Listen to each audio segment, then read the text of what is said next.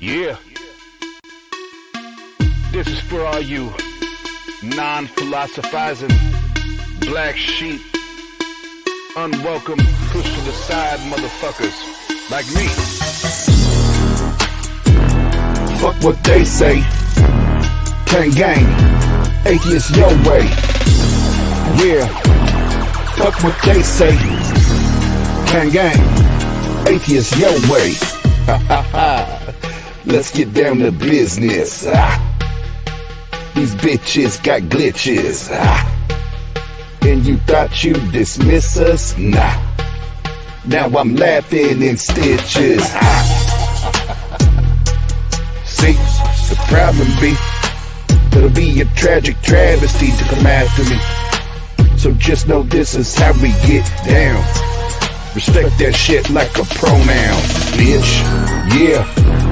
Fuck what they say. Gang gang, atheist your way. Yeah. And fuck what they say. Gang gang, atheist your way. Yeah. Fuck what they say. Gang gang, atheist your way.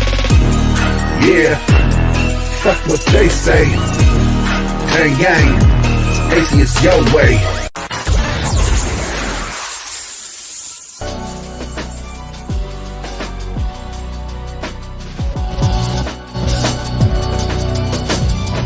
What up, what up, what up?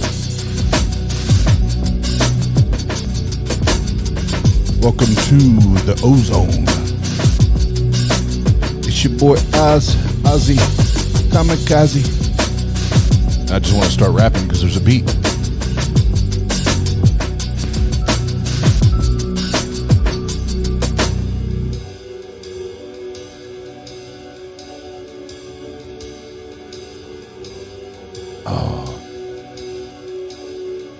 This isn't that stream, Oz. Settle down.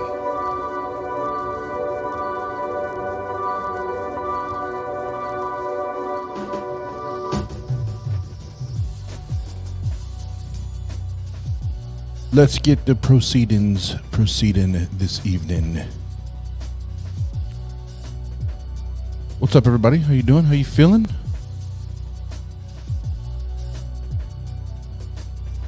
The late night stream. We'll talk about faith. Gotta have faith.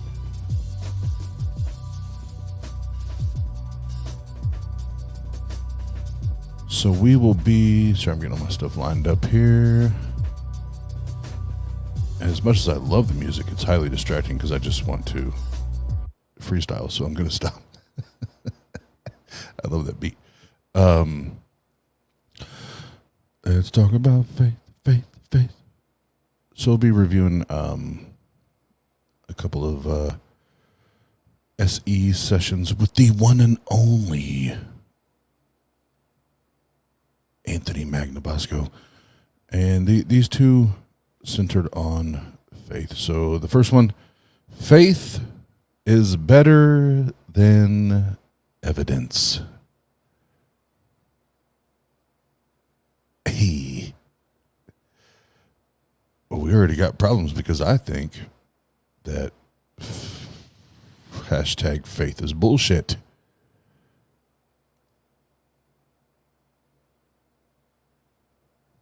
So let's just get into the content. Let's just dig in because this should be fun.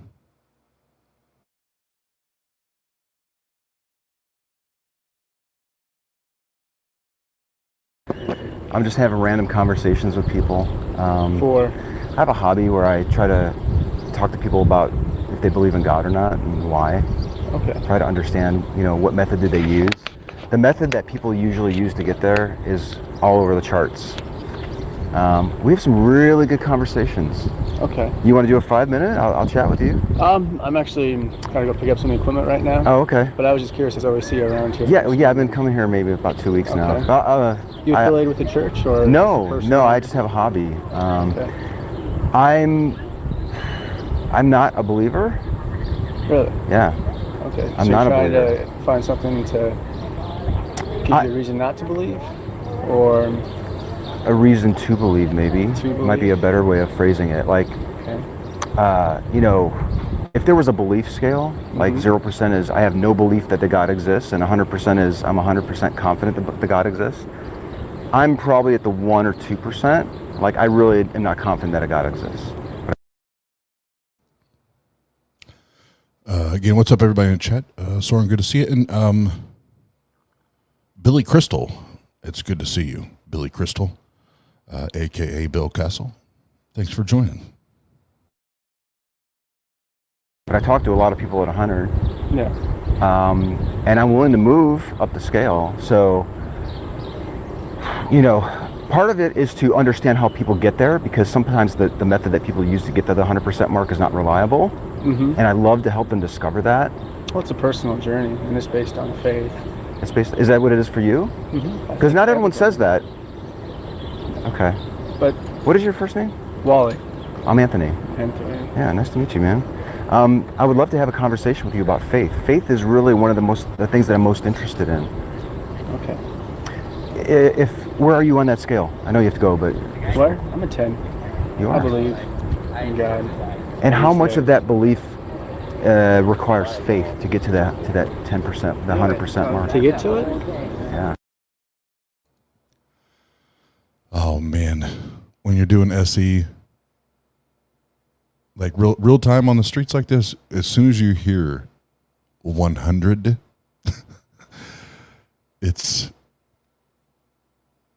whatever your favorite dinner or meal, whatever it is, it's like,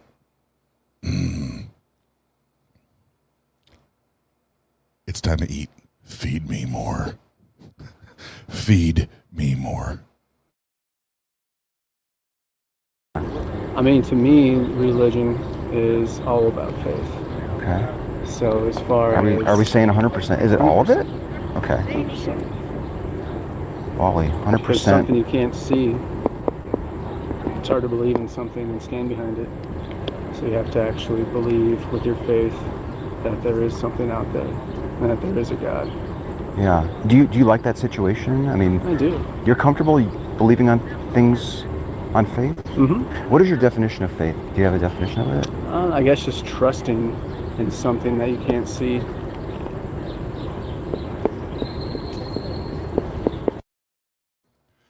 And see, this is where I will always go against the YouTube theists, because I was like, well, no, that's not what faith means. That's not what faith means, bro. Well, yeah, you YouTube theists that think you're smarter than everybody.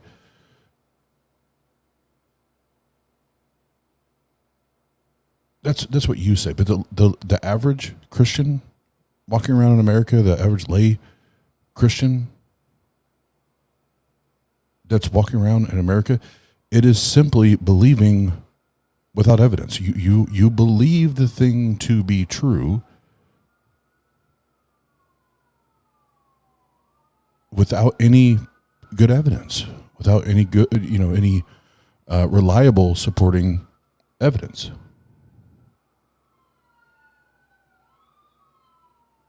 So you can YouTube theists, you can philosophize all day.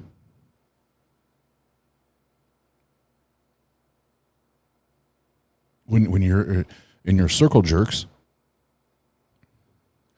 but the average Christian walking around in America, that is the definition, and it boils down to Hebrews 11:1, and either they're on personal understanding or interpretation of that scripture, or what their pastors or leaders or whatever have told them should be the proper takeaway. But it's faith is a substance of things hoped for. Think about that. Hit a pause there. Faith is the substance of things hoped for, the evidence of things not seen. So that is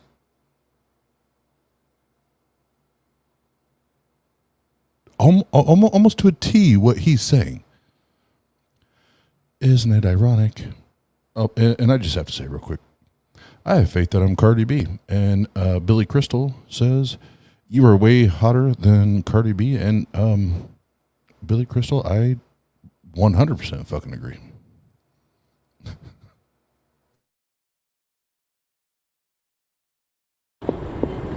Trusting what you can't see. Do you trust in things that you can't see, in things unrelated to the God belief?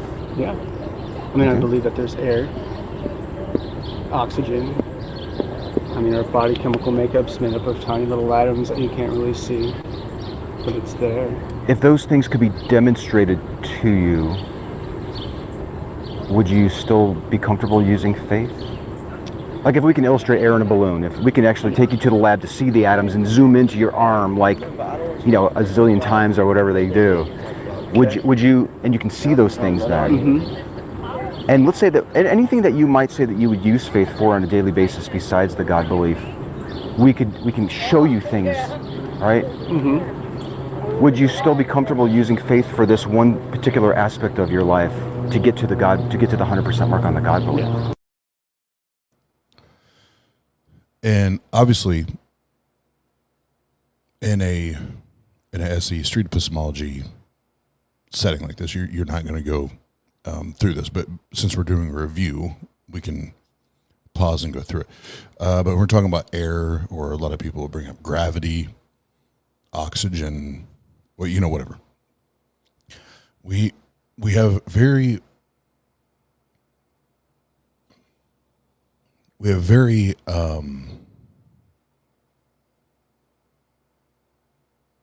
reliable means to measure said things. We can test for oxygen levels. And then people say, well, wind. I don't see wind. Well, no, but we actually have tools in which we can measure the speed of the wind and how quickly the wind is blowing or not blowing.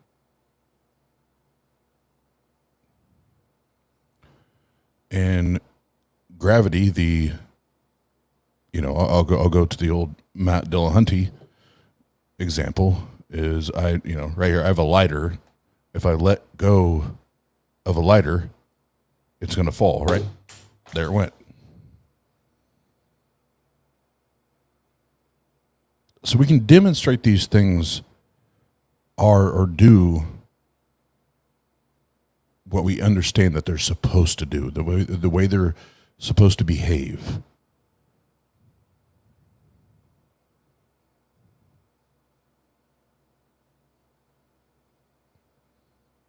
Guess what we can't do for the God claim? Especially when we just use faith. There is zero testability. We cannot test the claim, which is why this always has been and always will be problematic. But real quick, a couple new people, or not new people, but a couple more people joined. What up? What up? Yip.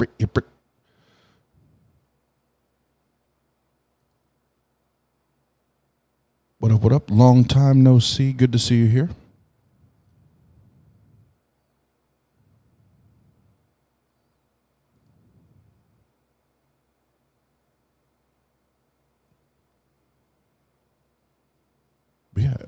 everybody this Saturday evening is doing good.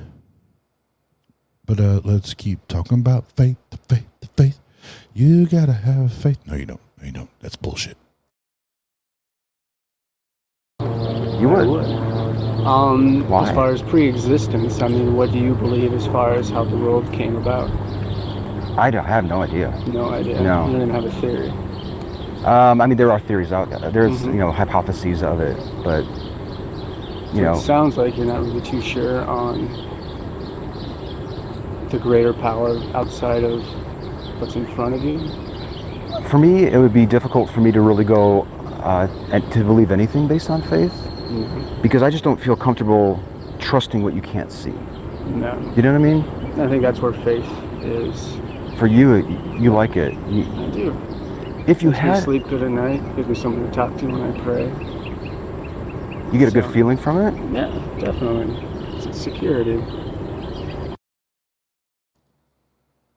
And again, in an SE setting, we don't necessarily go here with it, but that's the interesting things you will hear in these conversations.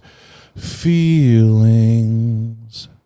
nothing but feelings. And when it comes down to this topic, this matter, when you're talking about a God that's that based on your feelings, you're going to go to heaven and I'm going to go to hell. Guess what I have to say? I'll stick to my guns on this. I'm going to respect the person, but I'm going to attack the bad ideas and the bad beliefs. And when it comes to that bad idea and that, that very bad idea and that very bad belief, I'm going to say, fuck that. Fuck that. And again, I will reiterate that in an SE setting, I won't go there. You'll never hear anybody, utilizing or practicing SE, do that real time. But in the review, I actually think it's good to go back and rehash it and I'd be able to kind of vent on what we heard, because it's sometimes it's really hard to keep your mouth shut. And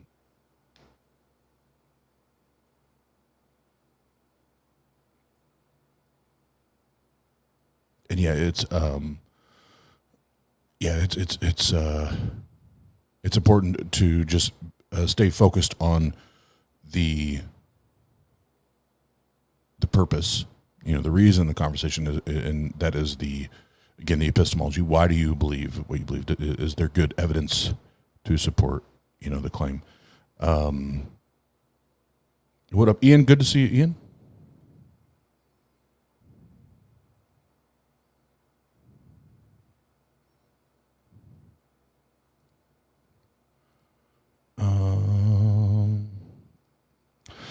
And this one, still it said, everyone has faith. Modern skeptics have faith in many axioms of the physical world, and that's okay. I'm 100% open to being shown where I practice faith. The way, and I'm talking about faith the way Christians, the way the Bible defines it. Because if we're talking about faith, like I know if I sit on a chair, that the chair is not just going to crumble underneath me. Then yeah, we could say I practice faith, or I have faith, but not the way they explain it, because I at least have reliable experience, like real life experience, that I've sat on this chair 100 times and it's never failed me. It's always held up. And on the 101st time, if it falls through, then it is what it is. But this blind faith, like I'm gonna believe this thing, even though there's no evidence to believe it. That's where I take issue personally. But I'm willing to be proven wrong or shown wrong. 100.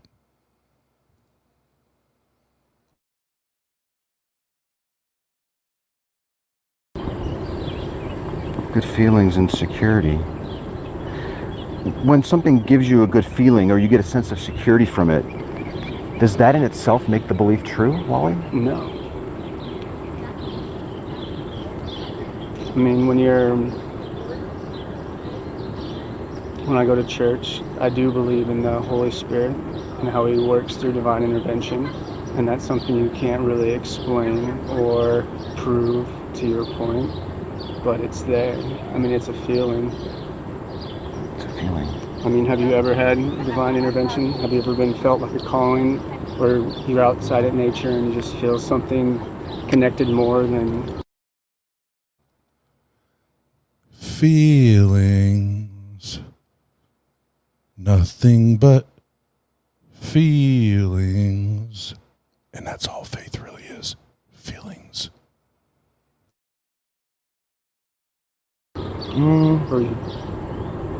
I can't say that I have. I have a sense of awe, for example, if I were to look at like, a picture from the Hubble telescope looking out at space, like that really gives me a sense of awe. Yeah.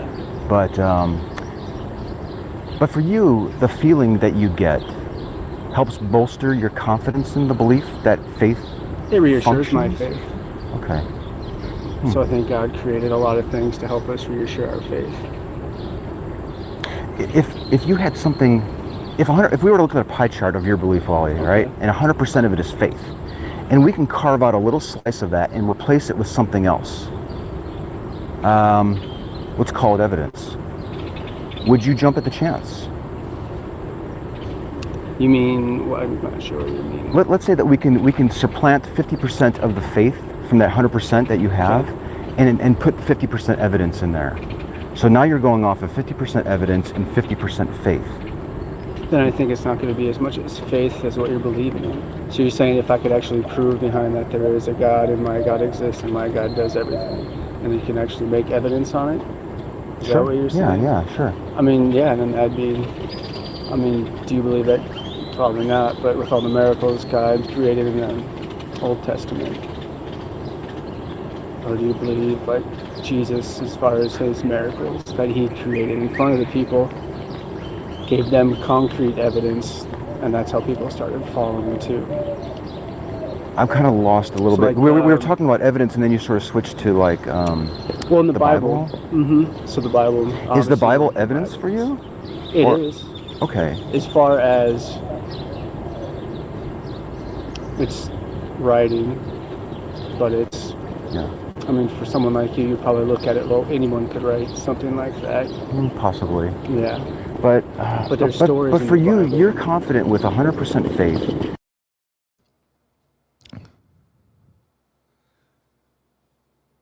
Oh man, there's not a lot for me as a skeptic first and atheist second.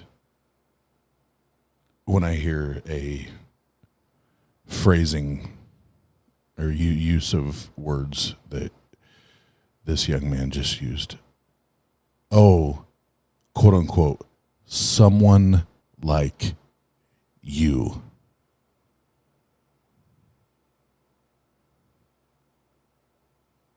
What? I'm sorry, pardon me.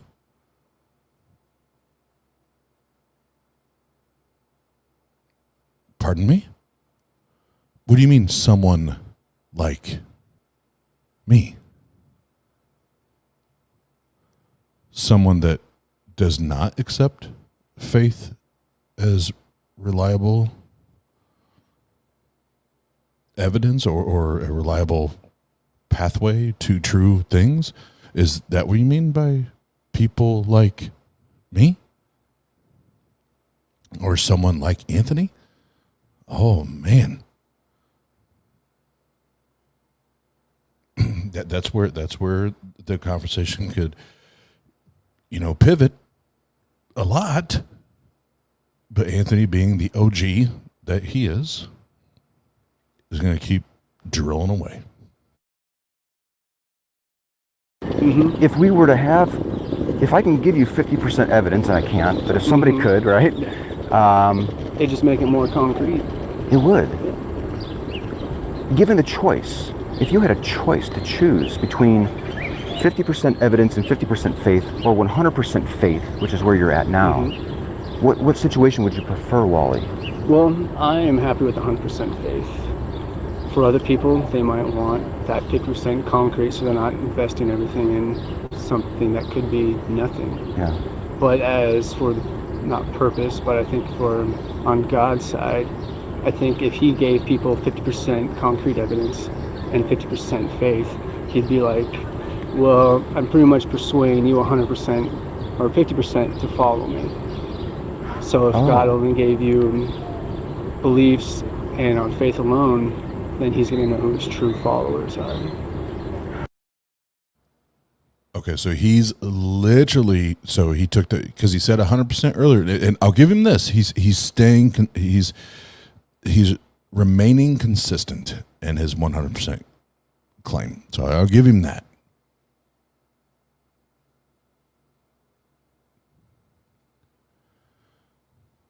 But this has been my issue with this position, and very, very akin to the Calvinist position. It's lazy. It's lazy. You don't have to do the work. You don't have to give an argument for what and why you believe, because you just throw it all back on faith. And God already orchestrated this. He's the Alpha and the Omega. He's the beginning and the end. He knew everything before anything, and he knew everything after everything.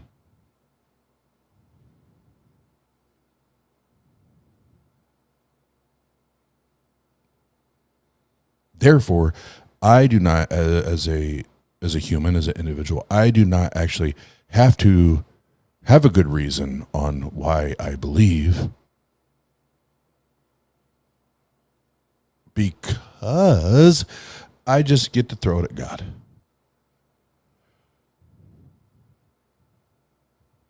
And then, and we all know this. Okay, well, I'm not granting you God. I'm not conceding that your God is real or that your God exists. I'm not conceding that. And then based on this level of faith, the damn near, if he's not Calvinist, I'd be surprised, or he's damn near close to it, is that, oh, well, no, you are suppressing God and the truth because you love your iniquity. You love to sin. So you're suppressing the truth. Yeah, never heard that before. Ever.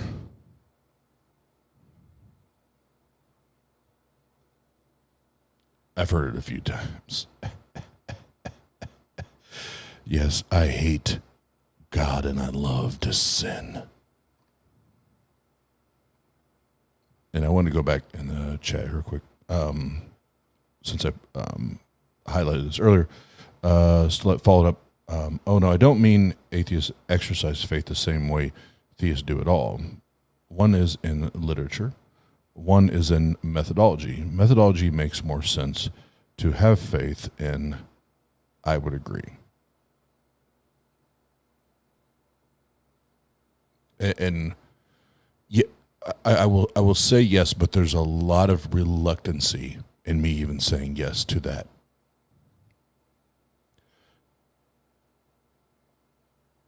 Because I don't think, like, if I use that chair model that theists love to use on the other side, and I try to counter that, where it's like, no, this isn't faith. This is probability. We're not talking about probability. I've sat on this chair 100, 200, 500 times, whatever, and nothing has ever happened. And after wear and tear and yada, yada, yada, yada, yada, eventually the chair is going to give out. But that's more based on reliability, and it's not faith. We just have a reliable track record to fall back on, where faith is this God thing shows up in your life and boom, I'm saved and I believe it and I have no good evidence. You know, that there's a stark difference. So yes, still, I think we I think we're talking the same language, just where I think we're looking at it from very slightly different perspectives, which is awesome, because that's what I love about being skeptics, is we can attack it from several different vantage points and perspectives and views. No, but great points. I appreciate your input. But yes, faith is easy.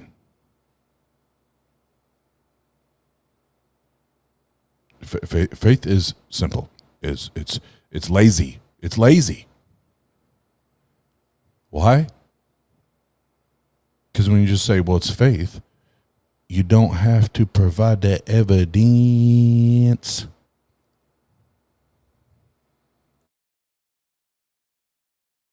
Are you saying that if I had half evidence and half faith, if everyone had half evidence and they would need half faith to get to the 100%? I think it could be more likely to follow, but I think also God wants to see how strong his followers are. He wants you to go off of faith and not evidence. I mean, if God wanted to, he could just make everyone a believer and then Just show up right here, right? If he wanted to. That would be nice. I mean, I would love that if he could do that. Yeah. It would be, but as far as God gave us free will, so if you gave a bunch of people free will... I would freely like him to be here. Okay. I think everybody would. Yeah. Okay, but he's not here, so we have no choice but to go off of faith? Is that right? Okay. People of other religious beliefs. This woman that maybe believes in Vishnu, right? She's a Hindu. And that other woman, she believes in Allah. They don't have evidence for their belief, right? They're all going off of faith. The faith that they're using, as far as I can tell, is no different than the faith that you're using, Wally. No. Yep, and let's do this because I love this. I love in the chat that we're asking this question, we're having this conversation. So let me pull a couple things up here. Oh, I love this.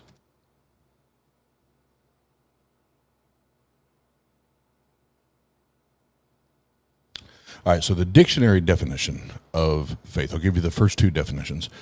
Number one, complete trust or confidence in something, in someone or something. Number two, strong belief in God or in the doctrines of a religion based on spiritual apprehension rather than proof. So that one, because of this specific conversation, I will read again. Strong belief in God. Strong belief in God or in the doctrines of a religion based on spiritual apprehension rather than proof. So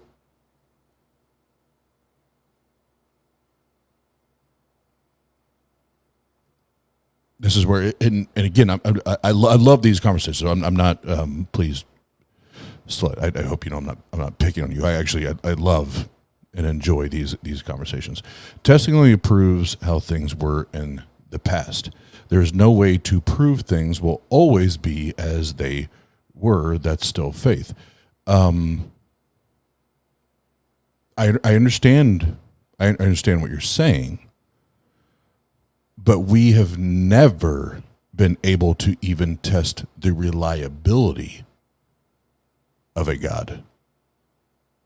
Even in whether no matter what context we want to use, we've never been able to test the reliability of a God.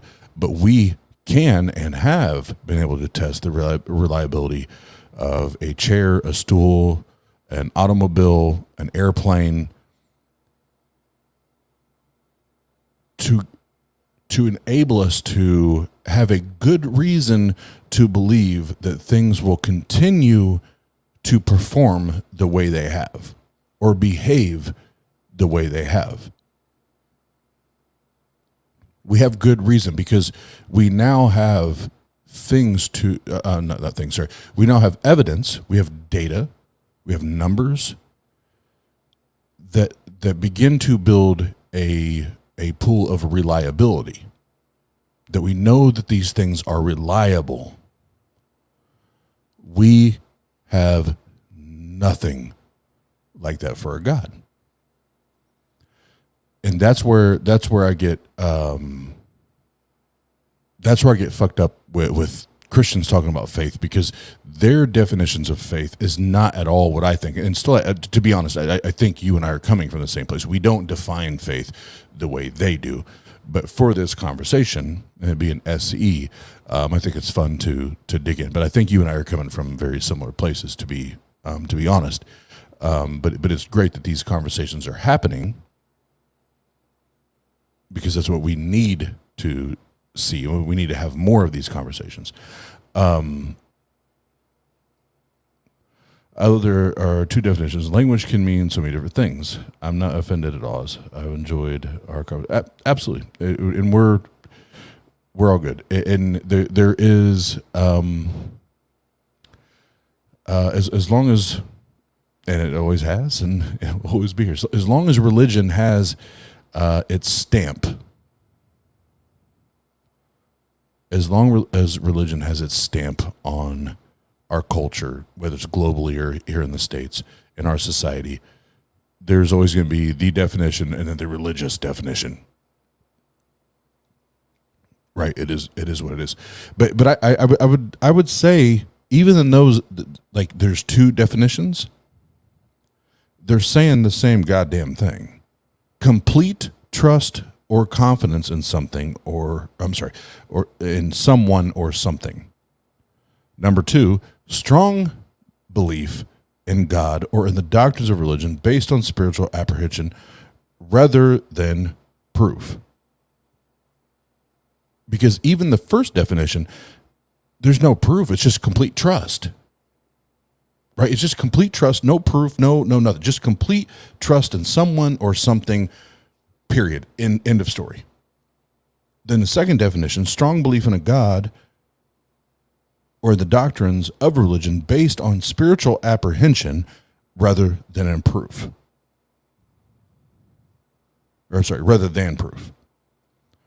So even though they're worded differently, I think we're still talking about the same thing. We're just putting trust or a strong belief into a thing or a belief or whatever, and that's it.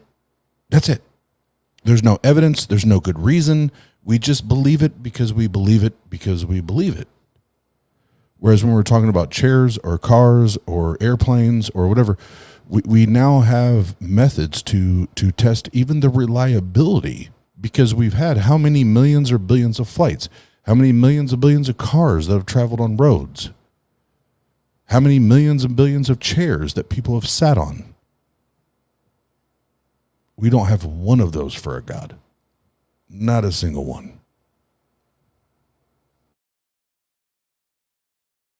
I mean, that's why there's many different branches of Christianity. If you follow religion back as far as the beginning of time, there's always sort of a set story of a good and evil and like a savior that comes down.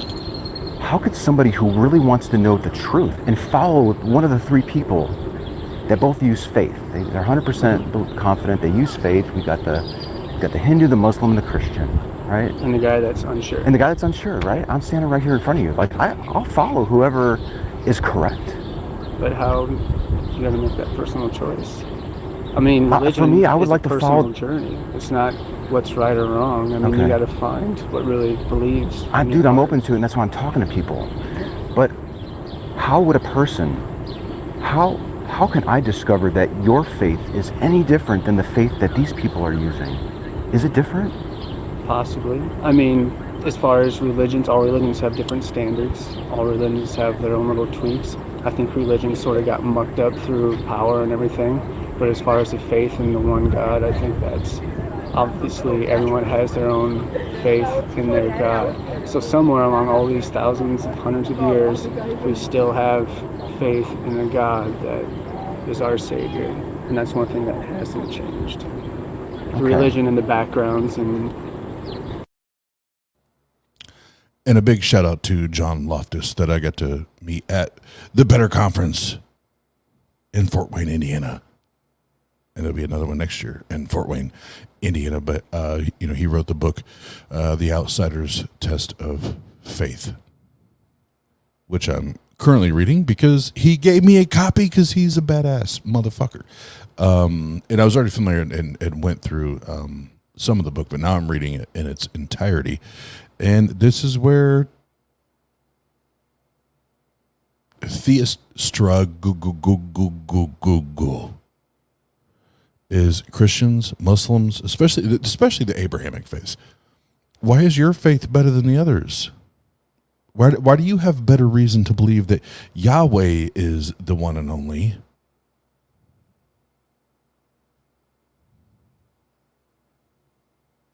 But not Allah. Why is Allah the one and only? And not Yahweh?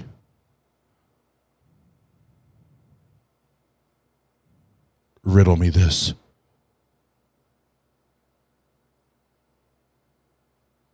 Oh, that's right. You both have these ancient texts, these ancient books that, for whatever reason, now in 2022, you've been convinced, and I get it because I'm a former Christian, so I get it. I'm not ridiculing. I just hate it. I hate it that in 2022 we still have so many people that are convinced that these fantasy motivated, like, shit borrowed and borrowed and borrowed and borrowed is still true. I hate it because it is the beliefs of these people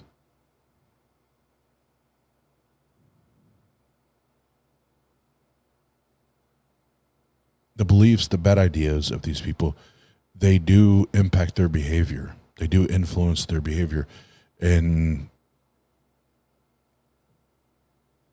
it impacts how. I'm sorry. It plays into their impact on our society, and how they vote, and how they conduct themselves.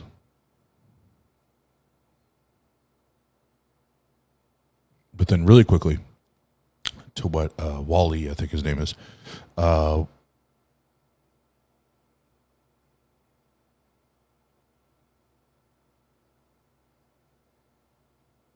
Wally, and maybe you're brand new to this, Wally, and I'm gonna try to be generous and kind when I say this.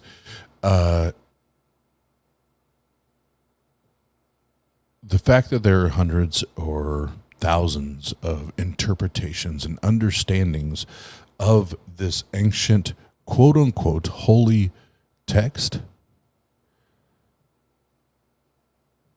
that's not a brag. That should not be a brag. Because that in and of itself has caused so much confusion in the Christian community. But yet God in the Bible says he's not the author of confusion. But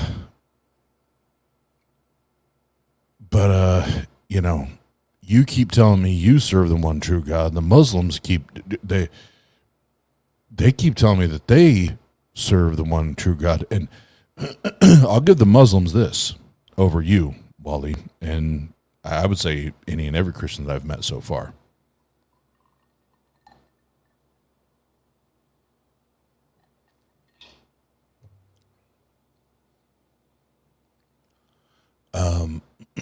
The Muslims believe that they believe so much. What up, Jeff? They believe that their God is the one true God to such a measure and such a length. They will kill. They will kill.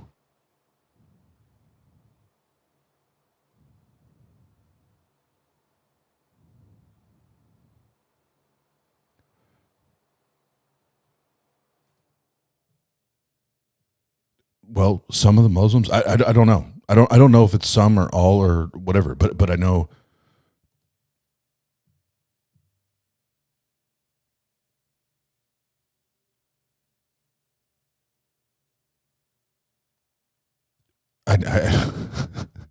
It's been again it's been proven to be reliable within their religion. If you oppose Islam,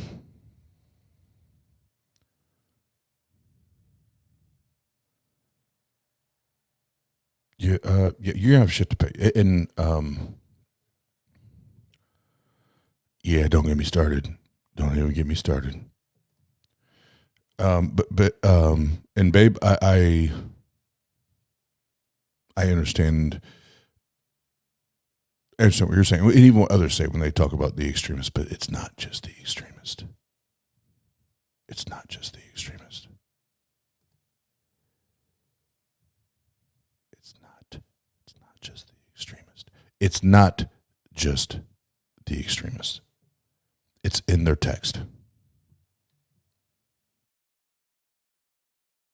All there are certain rules that each church has will change over time because we're human. But Yeah, I guess, frankly, the stories the very eloquent conversation that you're giving me is great, but it's really no different than those conversations I've had with other people where they're confident in trusting what they can't see, to the point where some of them take it to the extreme, right? These Islamic extremists, they use faith to conclude that they're interpreting their holy book correctly. no. You're using faith to conclude that your God is true. The Hindu is using faith to conclude that her God, one of those many gods, is true. Yeah. Yet you're comfortable using that 100% to get there. And I'm really struggling to understand that.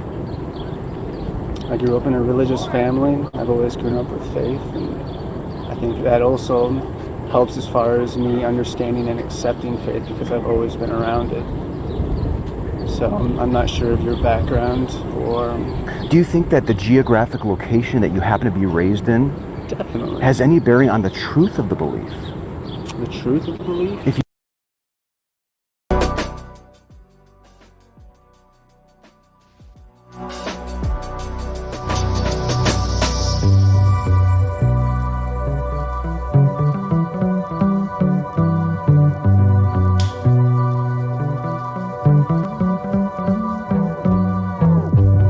Yes, sir. You just hit the nail on the head. That's all we needed to hear, bruh. I grew up with it. I was told. I was informed. I was schooled. I was learnt. I was preached to. I was conformed to know that this is true. Because mom and dad and pastor and youth pastor and everybody else said that this fucking shit's true.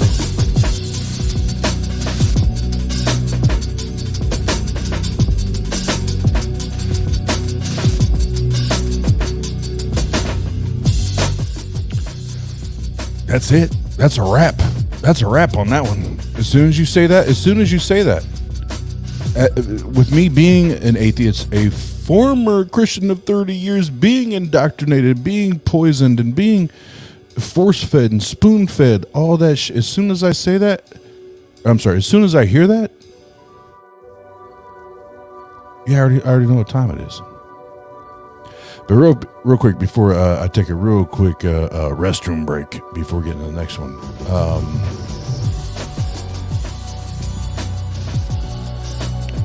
The blazing wizard Pope. But then the most extremist Christians in the U.S. have been doing things like killing doctors who did abortions. I agree.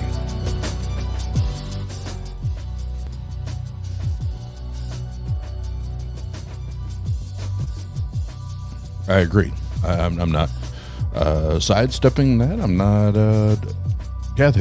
Christians do a lot of disgusting shit that they don't want to take credit for.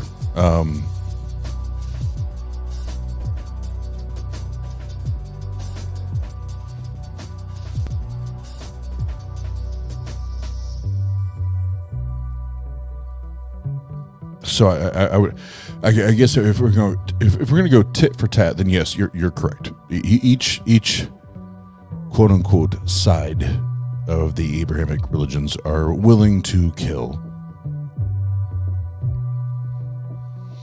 But then from the skeptic side, I would say, as much as we talk about Yahweh's body count, I would say, yes, Yahweh has a higher body count than, as far as when the texts were written. Yahweh has a higher body count than Allah. But now in modern day, Allah, way over on his own shit as far as body count. He been fucking people up left and right for years, and you can prove me wrong. I'll say I'm wrong. But what I've seen and studied and researched, Allah is now as fucked up. I won't say more, but as fucked up as Yahweh all day.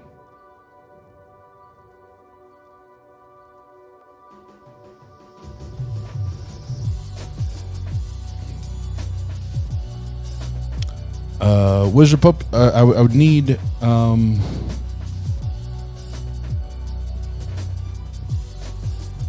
I would need to know what you mean by that, and I'll give you a moment or two to put it in the chat. But I'm gonna play a little video, because I have got to use the restroom, and then we're gonna go into the second part of this. Yeah, because we haven't even hit an hour yet. It's the first time I feel like time's actually not moving faster than I can keep up with. So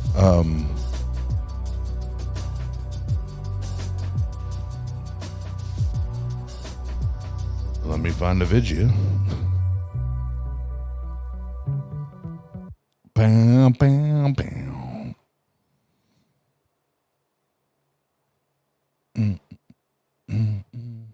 Oh, you know what? I'm gonna do one better. Give me uno momento. Uno momento.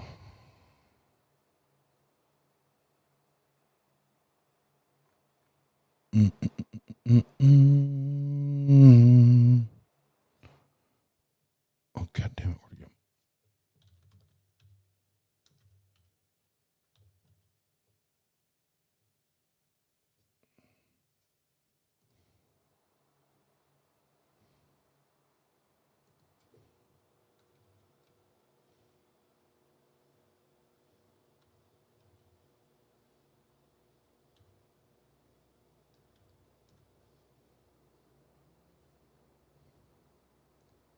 There it is. Well, howdy there. No, stop this it. dude with his coffee Stop cup it. and... Stop it. Stop that.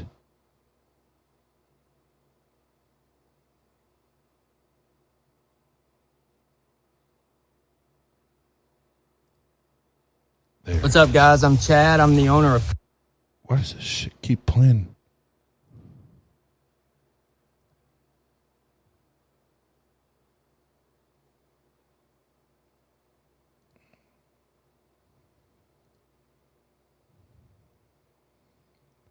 All right, here we go.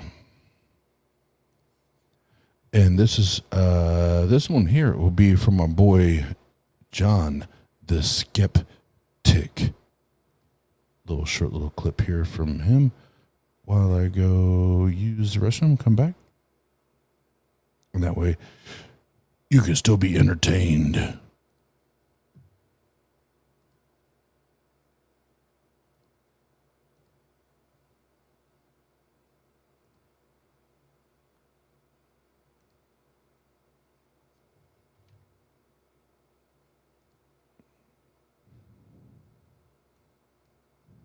One of two ways. Its words could be compelling enough to convince a current non-believer that there is a floaty man in the sky, or it could further cement their position, because it really does just sound like a sack of poop. Stick around as we dive into the Old Testament, Genesis chapter 5.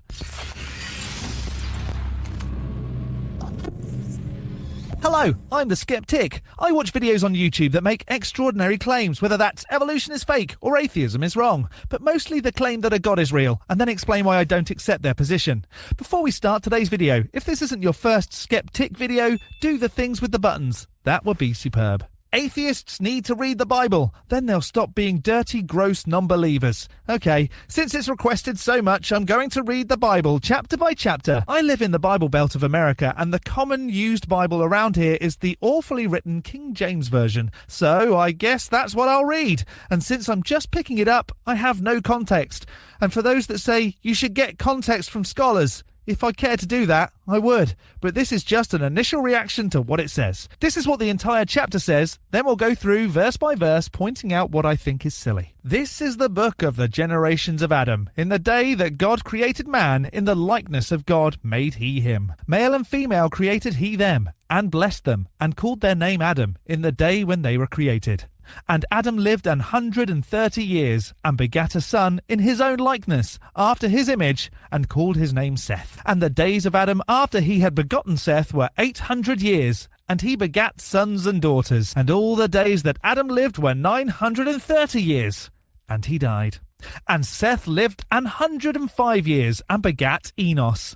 And Seth lived after he begat Enos 807 years, and begat sons and daughters. And all the days of Seth were 912 years, and he died. And Enos lived 90 years, and begat Canaan. And Enos lived after he begat Canaan 815 years, and begat sons and daughters. And all the days of Enos were 905 years, and he died. And Canaan lived 70 years, and begat Mahalaleel. And Canaan lived after he begat Mahalaleel 840 years, and begat sons and daughters. And all the days of Canaan were 910 years, and he died. And Mahalaleel lived 65 years, and begat Jared. And Mahalaleel lived after he begat Jared 830 years, and begat sons and daughters. And all the days of Mahalaleel were 895 years, and he died. And Jared lived 162 years, and he begat Enoch. And Jared lived after he begat Enoch 800 years, and begat sons and daughters. And all the days of Jared were 962 years, and he died. And Enoch lived 65 years, and begat Methuselah. And Enoch walked with God after he begat Methuselah 300 years, and begat sons and daughters. And all the days of Enoch were 365 years. And Enoch walked with God, and he was not, for God took him. And Methuselah lived 187 years, and begat Lamech. And Methuselah lived after he begat Lamech 782 years, and begat sons and daughters. And all the days of Methuselah were 969 years, and he died.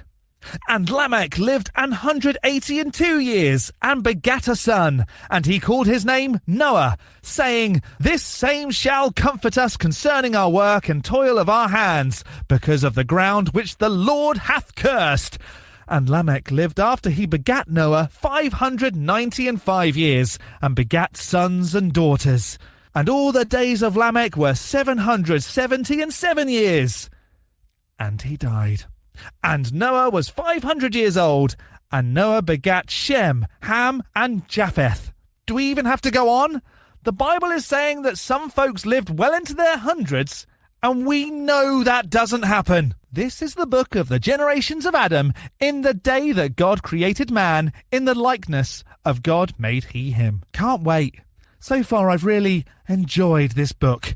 Contradictions and all. Male and female created he them, and blessed them, and called their name Adam, in the day when they were created. I've since discovered that the word Adam is some kind of translation for man, so he called both of these creations man, which could get confusing, since now everyone has the same name. Where have you been, man? Oh, I was hanging out with Man, but at Man's house. Yeah, Man came over and told us about Man. Man, that man is certainly something. And Adam lived 130 years, and begat a son in his own likeness, after his image, and called his name Seth. What on earth happened to Cain and Abel?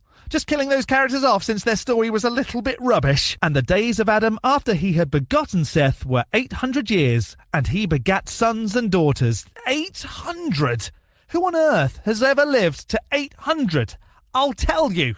No one. And all the days that Adam lived were 930 years. And he died. How is that believable? Unless Adam is all Adam. Humans. So all the humans lived for a collective 900 years, which we know isn't the case. Or one human called Adam lived for 900 years, which we also know could never happen. And Seth lived 105 years and begat Enos. At 105 years old?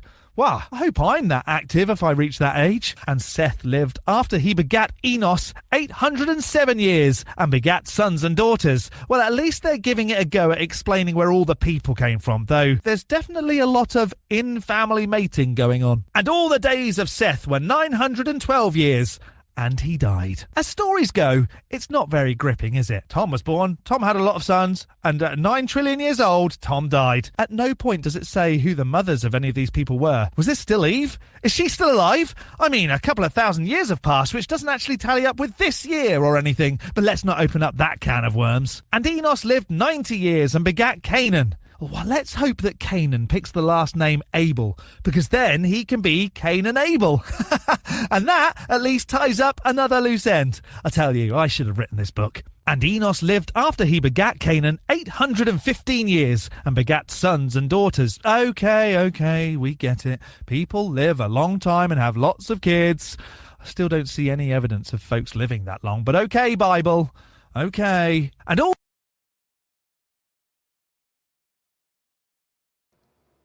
And thank you, Skeptic, for the break in your brilliant, fucking brilliant content. And if you don't know about the stretch,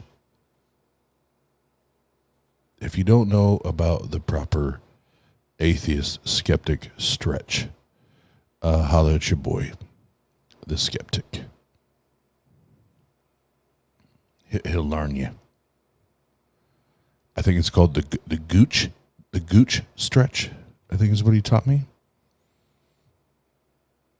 The gooch.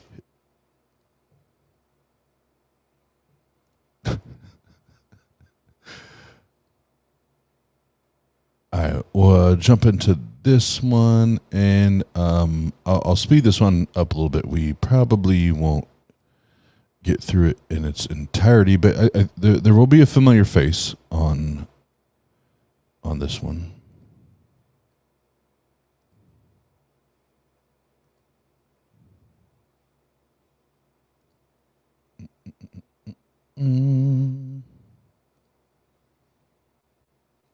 But the title of this one is, What Else Do We Have But Faith? What else do we have but faith?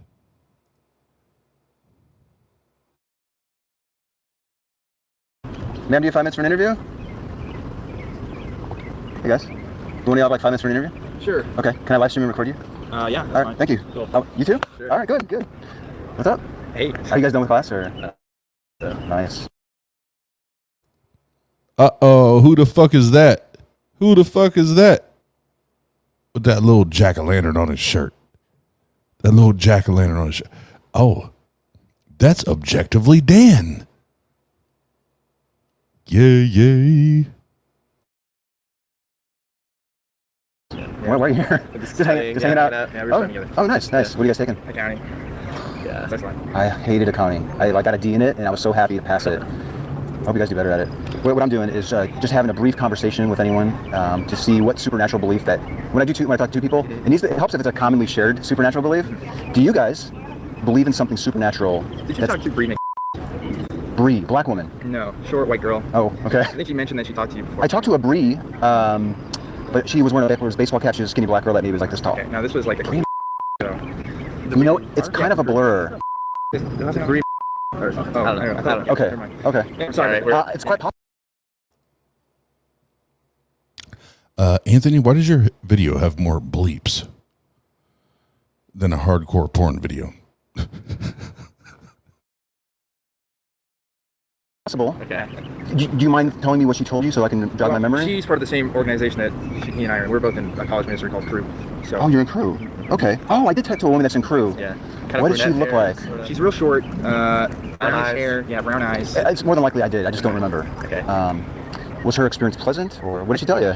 Well, actually, I mean, I think she said that she talked to you and that she wanted to try to talk to you again. I think. Can I give you a card to give to her? Yeah. Okay, and I was going to give you guys the same card. Cool. Because I remember, give it to she you. said to talk to somebody who was live streaming. That's me.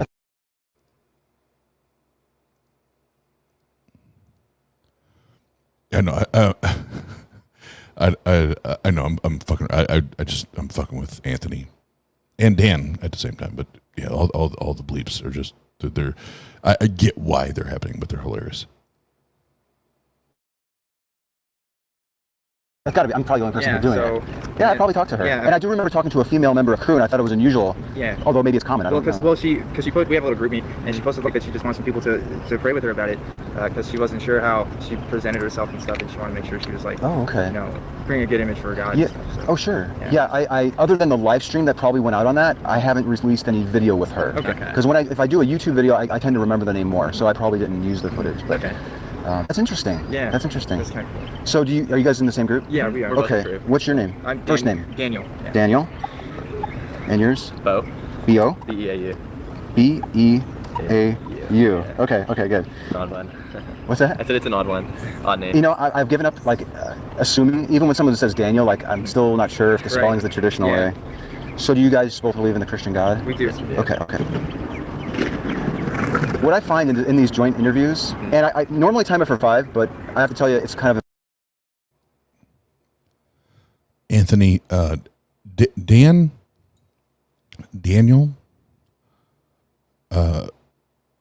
only objectively believes in a God.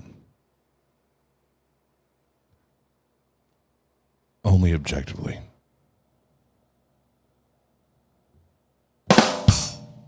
I'm here all night, folks. I'm here all night. impossible to do 5 with 2 people. Sure. Right. So I'll try to keep it close to that. Okay. Take as much time as you need. Really. Okay, thank you. We're always interested in talking about the faith, so it's fine. Awesome. Yeah. We're both student leaders in the organization. We actually both do Bible studies, not together though. We do separate ones. But are you guys leaders? Yeah, we're student leaders. So student leaders. It just basically means we don't get paid, but we're kind of volunteers in the organization. You know, if I was passionate about a belief and I really thought it was true, I'd probably do the exact same thing. Right. But the conversation that I have with people is to identify and examine the reasons why you hold the belief, and poke it and prod it and see if it's reliable. Absolutely. In a respectful manner. Right. I'm not going to be confrontational. Of course, yeah. It's natural human curiosity. I don't blame people for asking questions or anything. Awesome, so, awesome, good. So Good. Okay, so you're student leaders of Crew. You obviously believe in the God. How strong of a belief do you have if 0% is no confidence, it's all doubt, and 100% is all confidence and no doubt? And before you answer, try not to let the other person's answer influence you. So if you give a number, try not to, and vice versa. Right. Okay? So maybe on the count of 3, just spit out where you are on that. Okay. 1, 2, 3. 100. Okay, you're all at 100. Okay. Next, I want to get an idea of why you're at the 100%. Sorry, what's your name? Did I not give it? It's Anthony. Hi, Anthony. Nice to meet you. Hey, pleasure. I'm sorry. I didn't mean to be rude. Yeah. Well, you guys threw me off with the whole Crew thing and asking about her. Sorry about that. No, that's okay. Okay, so Years ago, I watched this. I forgot how quickly Dan said 100. He and Bayo, that was like gunslinger quick, right off the hip, 100, 100. Oh, really though? But tell me, objectively, Daniel, was it really 100? Was it really 100? Because now you're on the dark side.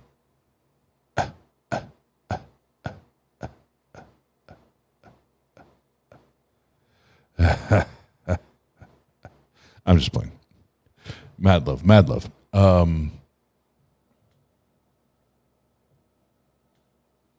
But we do have a little super chat since I had a break here.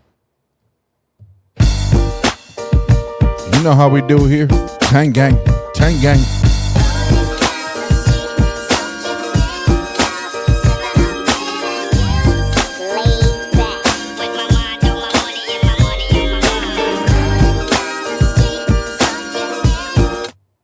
Thank you for the super chat. $30. $30. Just been enjoying the content and explaining the reasoning behind the thought process. Same here. Same here. And if you guys didn't see it in our upcoming videos, Monday night at 6 p.m. Eastern time, I'm going back downtown Fort Wayne, Indiana, to do live street epistemology. And these next 3 or 4 weeks, I told Jenna last night, I think it was last night or the day before that, that this is optimal time in Fort Wayne. We have our 2 biggest festivals the next 3 to 4 weeks, and I'm gonna be setting up shop. So it'll be more of the real time shit, like live shit. And I go do SE until fucking batteries die. Yay, yay. But again, thank you for the super chat. Appreciate you. Thank you. I next want to get an idea of the main reason why you think it's true. Okay? And again, if you can just maybe, can you boil down to 1 or 2 words or 3 words? That'd be hard. I was going to use something, and now 3 words is going to be... 10. Okay, well, okay. So, because... And don't let them influence you. Because we're student leaders, we use this thing called... this is way over 10 words, by the way. We use this thing called life concepts with our students. And one of the things is stepping from uncertainty to confidence in Christ. Oh, and, I actually just that's perfect for this discussion. Yeah. I just went over that with one of my the students that I'm speaking with. So I know that's way over 10 words, but... Okay, yeah. so, but I'm kind of lost. What is it about the life concepts approach that makes you think that how does that have any influence on the 100% that you're at? So basically it's like, we do it with, students that are kind of new and we don't know where their faith is right now. So we just say, hey, we don't know where you're at, but if you're having like uncertainty, we have, we can show you how to have confidence in your faith. Kind of. Okay, wow. So.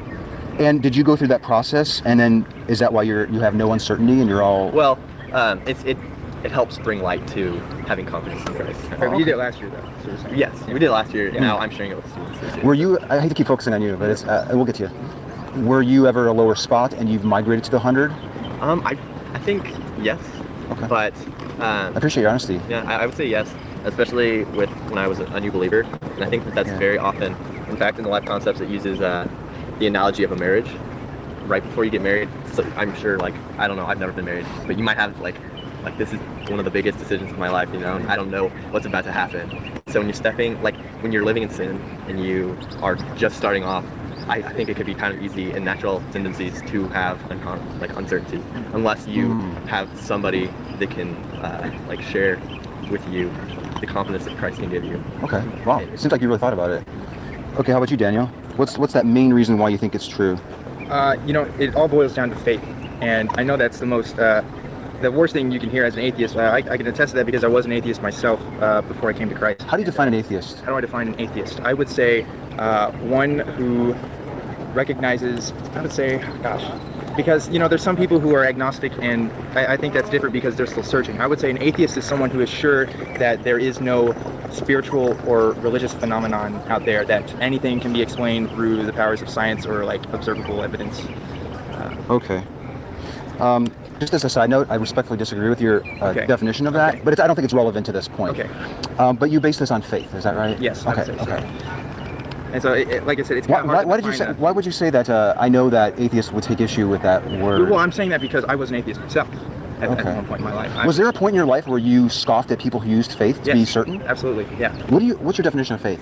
Faith would be an unhindered belief in something, just having that 100% confidence, like you said, just being completely sure, despite opposing viewpoints. Oh, okay. That's an interesting.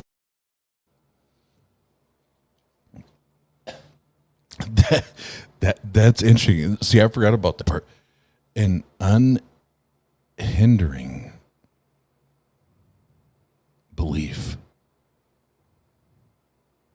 I would say that's an even not a huge.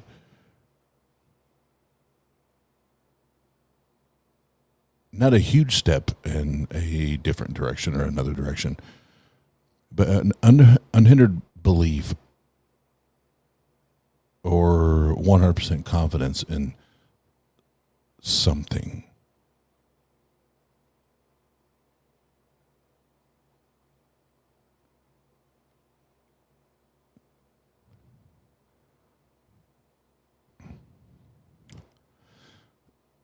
And just in my mind, again, going through Hebrews 11:1 and the other scriptures I think about that Christians always run to when it comes to the faith conversation or argument, I think this one, I think this definition jumps on the extreme side. An unhindered belief. So let's do this because I always want to be fair.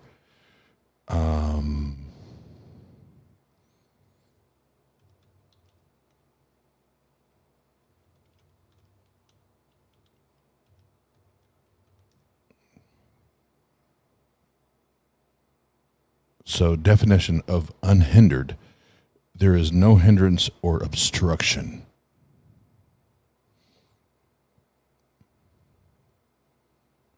That's on dictionary.com. Let me look at Merriam. Not restrained or held back. Yeah, I would argue. I would argue that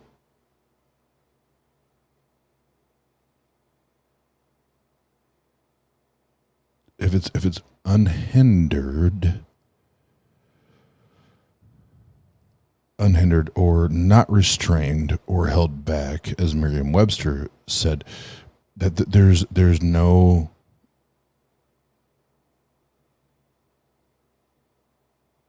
like that would define. I'm sorry, that would back up the definition of the title of the stream. What else do we have but faith? If this is actually where you stand. That's interesting. And now to know that Dan is an atheist activist, you know. Oh shit.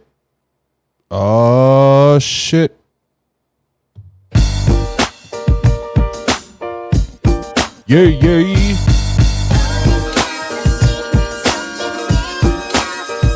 Ladies and gentlemen, boys and girls of all ages, we have one of the goats of the community, the greatest of all time, Cynthia McDonald, $10 super chat.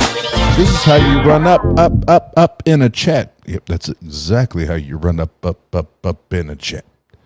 What's up, Cynthia? Good to see you. Love you. Appreciate you. And yeah, but as far as this conversation, it's funny because Dan, I don't know how, like as far as the time span and you know what did or didn't happen with Dan, but it's interesting to because I listened to this years ago now, but to re-listen to it and the confidence,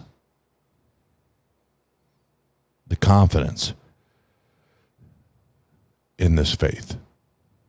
I find it interesting to revisit, and I'm sure Dan does as well. Because if I had a video like this out, and I don't, I would probably sit back and like, God damn, listen to my ass, try to reason my way through this shit.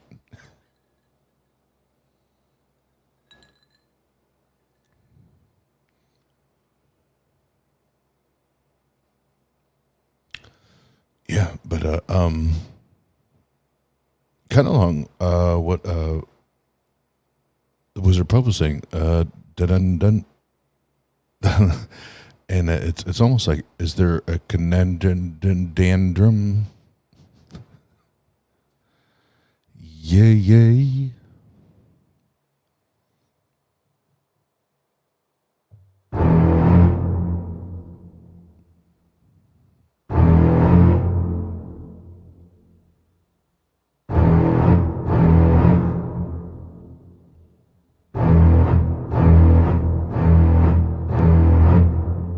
What the fuck?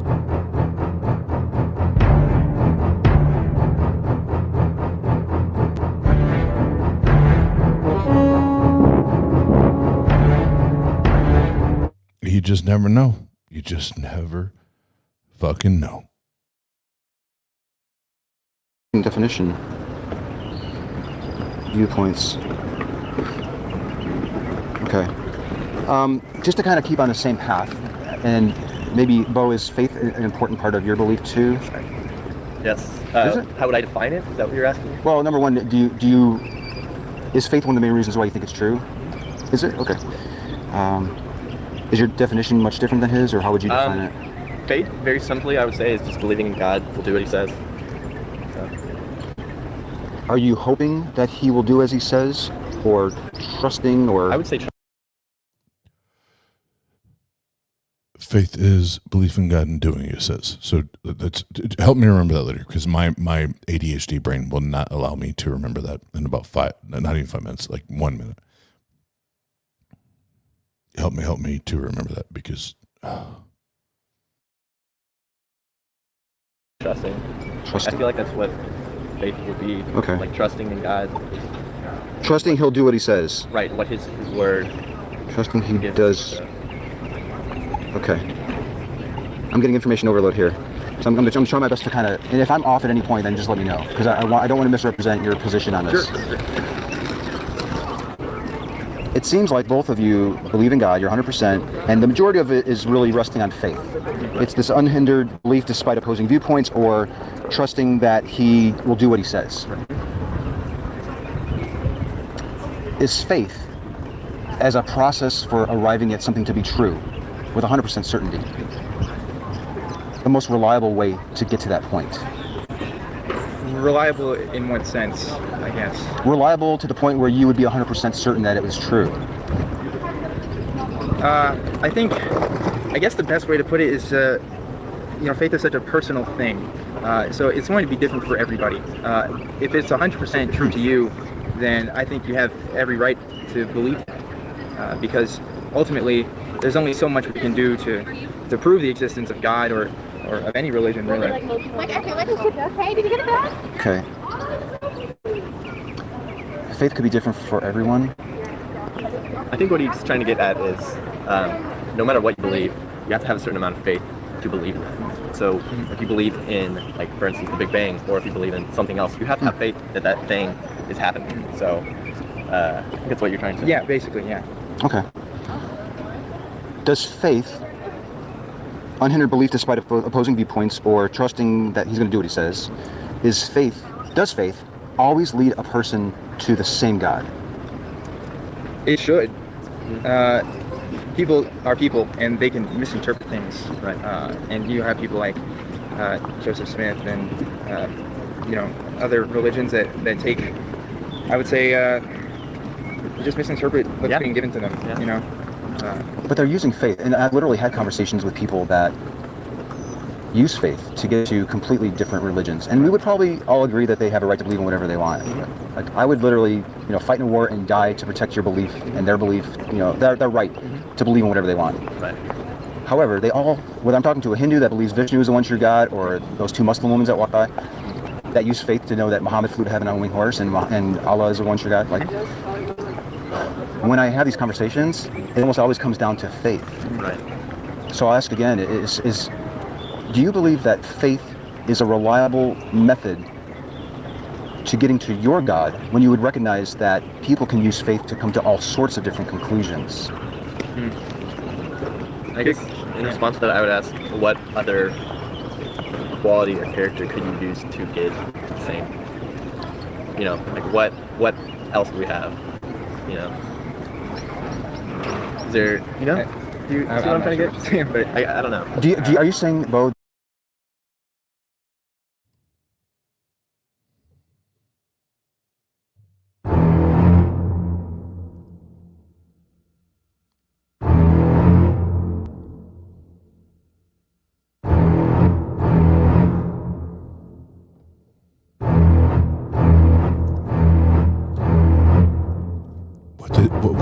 did he just say? What did he just say?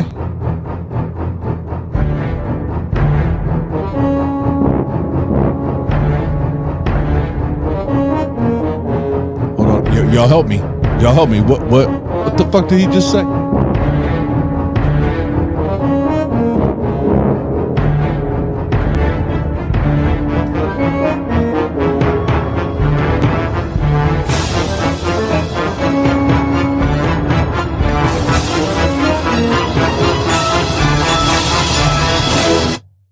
What did he just say?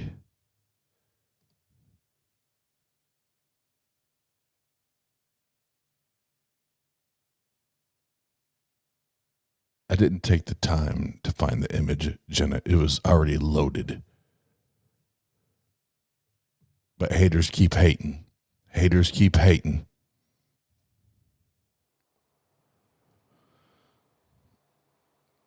And since y'all more worried about the image than the content, I will proceed. Yeah, I mean, yeah, I mean.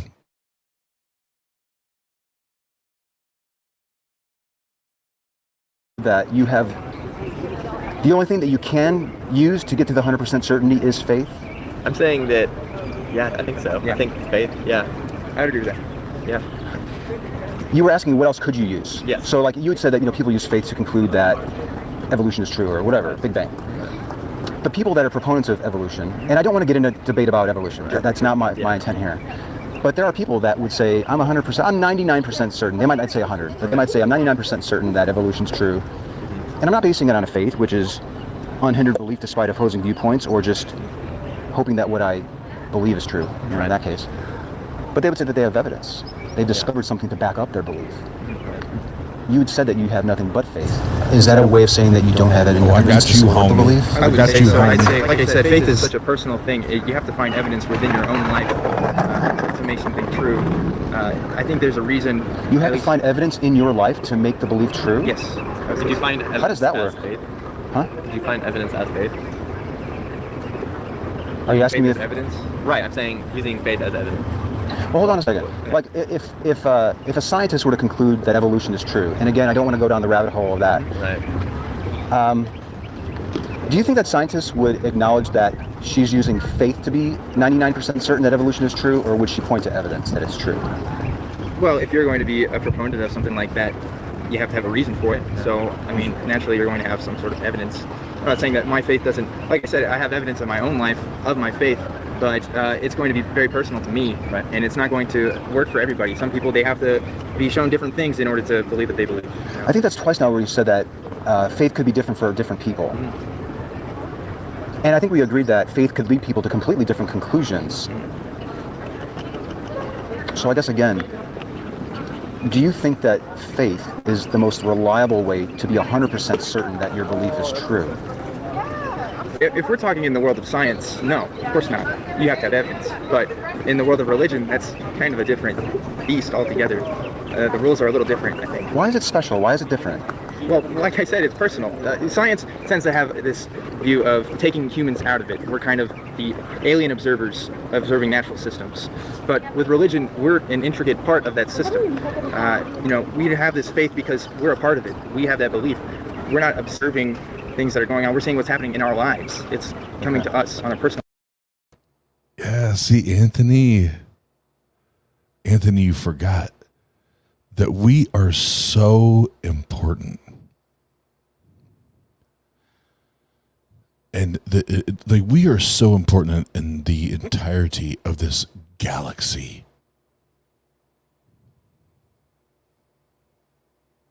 And God cares so much about us that he knows the number of hairs that we do or do not have on our head. Anthony, you forgot that. He knows everything that's happening in our lives. And even down to what we do and don't masturbate to.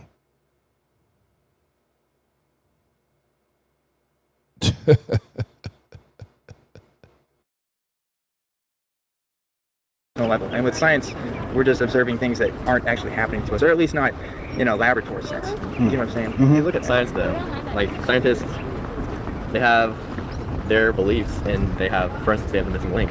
And if they, I guess what they're saying is, if we have this, then we could prove evolution. So they have to have faith in that one piece that they do not have, you know, and they still believe on it, you know.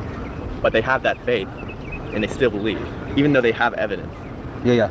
Let me try it this way.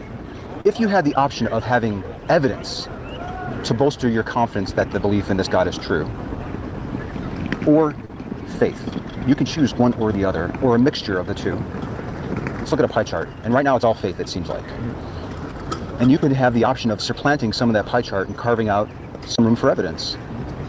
Would you, if you could do that, if somebody, gave you that option, would you take them up on it? Well, naturally, of course, as people, we would want that evidence. But in my faith, in my religion, I would say that that's not how God intends things. If God made it so that there was pure evidence that, we could just believe in him, then there wouldn't be a point to some of the things that he does, and there wouldn't be as much point to our lives as well. Would there be less confusion in this world if we had more evidence and less faith regarding the existence of your God? I don't know how much more evidence you can have to prove besides being like 100% there. You know what I mean? Like, well, you're basing your 100% on faith. So that's what I'm getting at is, maybe more simply, is faith better than evidence?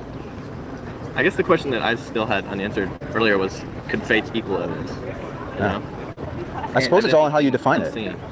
And have to prove besides being like 100% there. You know what I mean? Like, well, you're basing your 100% on faith. So that's what I'm getting at is, maybe more simply, is faith better than evidence?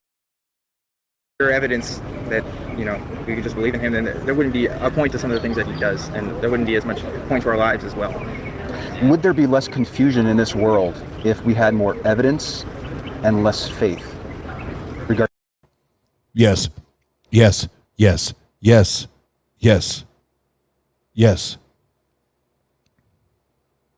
Would there be less confusion in this world if we had more evidence and less faith? Hold on, y'all got to forgive me because I got to pull this on my phone on this pause right here. I got to screenshot this shit right now. Screenshot this shit. Nope. Right now.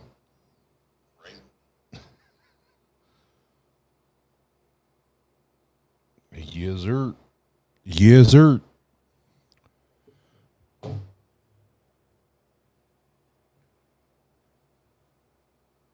Would there be less confusion in this world if we had more evidence and less faith?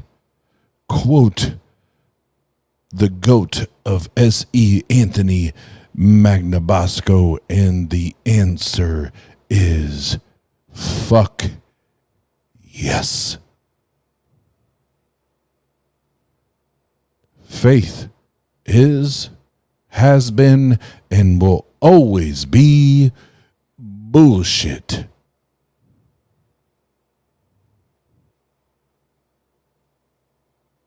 Because Dan and Bo, and I know this is former Christian Dan, this isn't objectively Dan, the atheist Dan, but Dan, what we'll say, Daniel and Bo,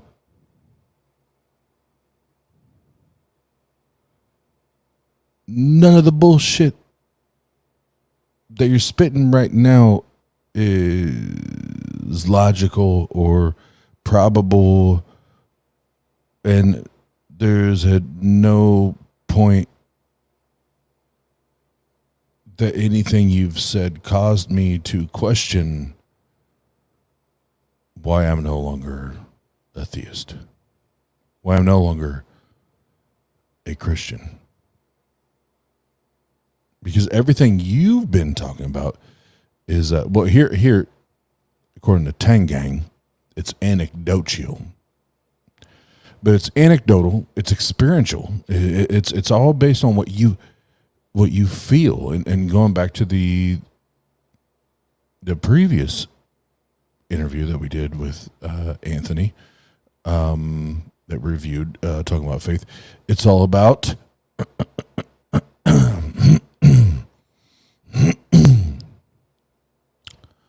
Sorry, I have to tune up the bend. Feelings, nothing but feelings.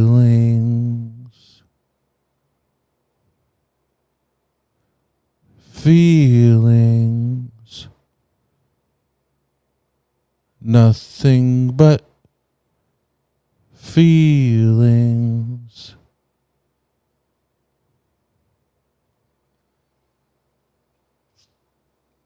Them goddamn anecdotal arguments.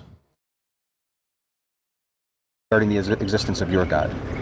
I don't know how much more evidence you can have to prove besides being like 100% there. You know what I mean? Like, well, you're basing your 100% on faith. So that's what I'm getting at is, maybe more simply, is faith better than evidence? I guess the question that I still had unanswered earlier was, could faith equal evidence? You know? I suppose it's all in how you define it. Unseen, you know? And as far as if faith is better than... Sorry, there's a couple in the chat that that missed it, so I will reiterate. Feelings, nothing but feelings. There, hopefully you got it. Hopefully you got that time.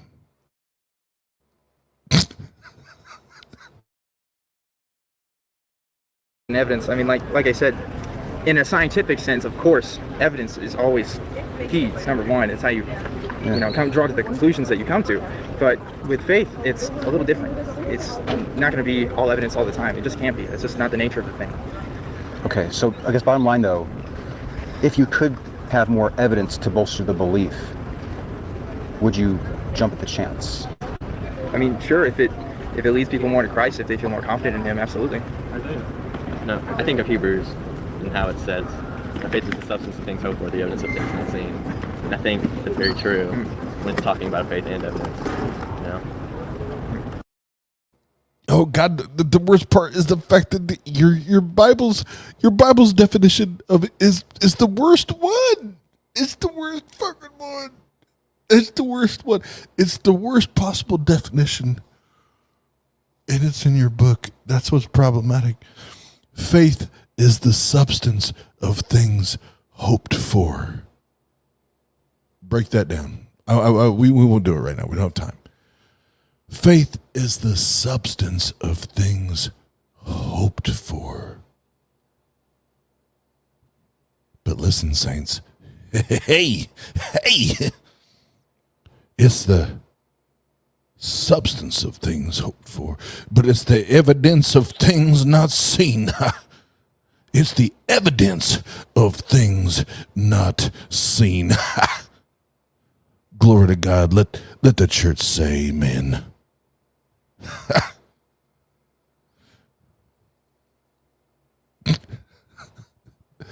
Come on, man. Do better.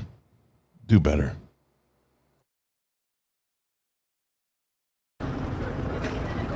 Thanks for your time. Absolutely. I really appreciate it. Well, yeah, can I give you cards? So. Great, yeah. All right. Well, hey, Say thanks hi. again, Anthony. Yeah, it's my pleasure. Say hi to Bree for me. Yeah, I will. Okay. Yeah. And if you guys want to chat some more, we don't even have to do it on camera if you want, or if Bree wants to chat, just have her email me. For sure. Okay? We'd love to. Cool. Yeah. All right, guys. Have a good one. Yeah, hope this was what you wanted. So, what is this? Is this a YouTube channel you do? Or I have a YouTube channel. Okay. Yeah. If you email me, I'll send you the link Okay. to the channel. Nice. But yeah, I love chatting with believers to see. Right. And what I find time and time, generally, regardless of the God, and even I've talked to people that believe in karma and magic and ghosts, they all eventually bring up faith as the reason why they hold the belief with such confidence. And I scratch my head sometimes wondering, this is just me vamping here, why on earth a person could be so certain that faith is reliable if it can lead people to a myriad of conclusions. Yeah. Right. I guess it's all about the action you put into that faith. Because, I mean, faith can be... I think faith can make you do some great things and make you think that what you're believing is true.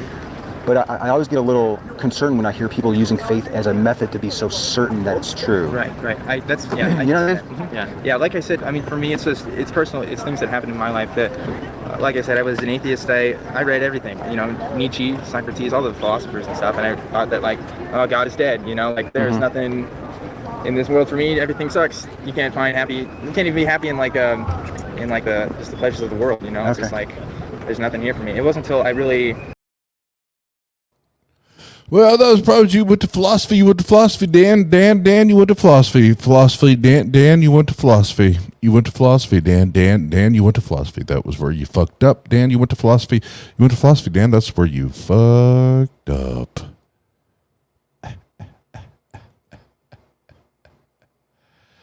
Oh, baby. Oh, baby.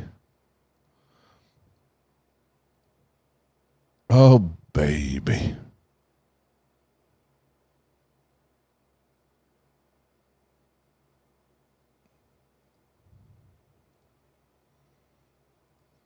And just for the evening, just a little bit of entertainment. We'll do this just a little segue to the wrap up of the show. But I feel that it's fitting, and all the '90s babies that are out there, you'll appreciate this shit right now.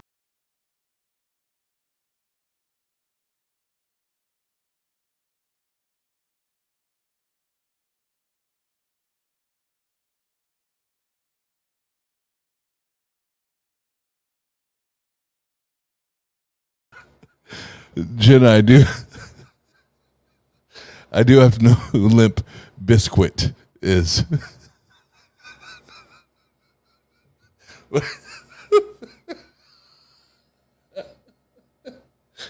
Oh man, who's Limp Biscuit? Who is Limp Biscuit? Are we making muffins? Making muffins?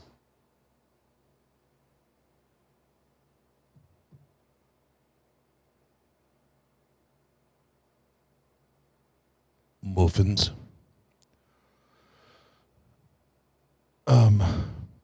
Anyhows, what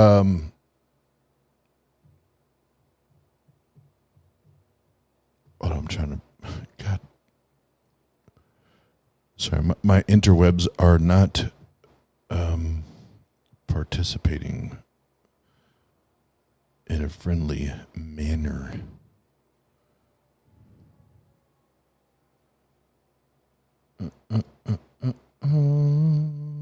Almost there.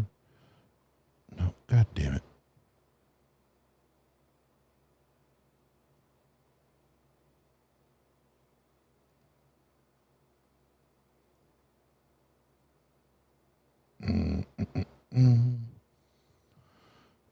I don't need that right now.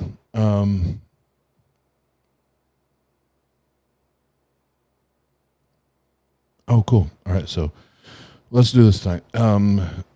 Oz will just do a sing along on every song we can find about faith.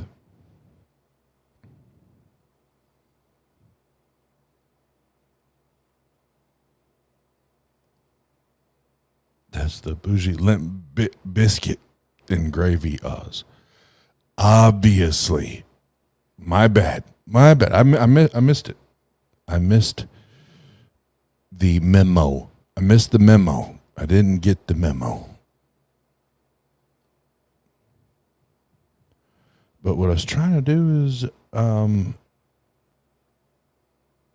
here we go.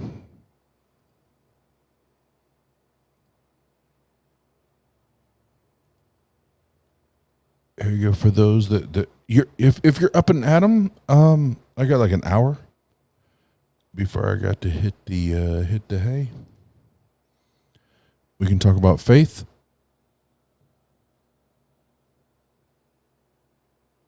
Or we can freestyle. But I've been in like a freestyle mode like the last 2 days. I tried to get Bar on, but Bar be dodging. Be bobbing and weaving. Bobbing and weaving.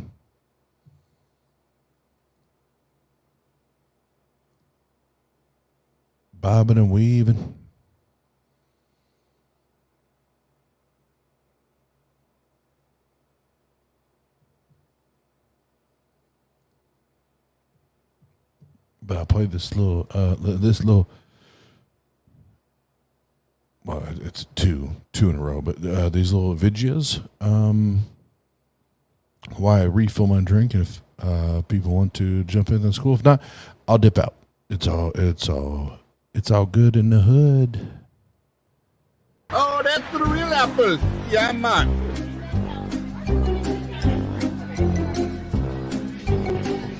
You looking like the devil who created you.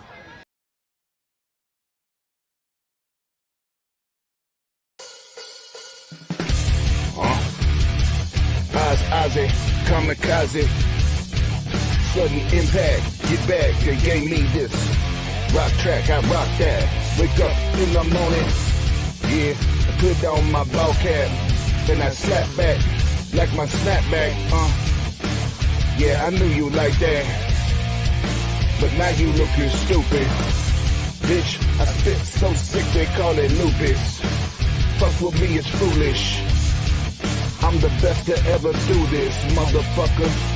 I thought you knew this.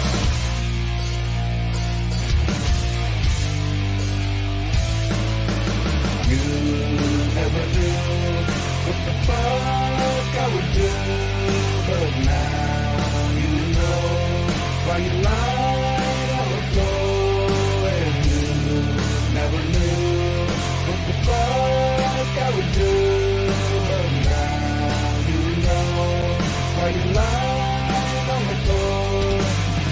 Yeah, now they're yelling danger, danger. Who's this motherfucker with all this hostility and a pin-up anger? Guess what? I got deadly aim, bruh. And I ain't playing games with you. I bring a house full of pain, yeah. Insane in the brain. Then I'll take you to the top of Cypress Hill, yeah. I make you jump around, then you disappear without a sound. I told you when I see you, put you in ICU.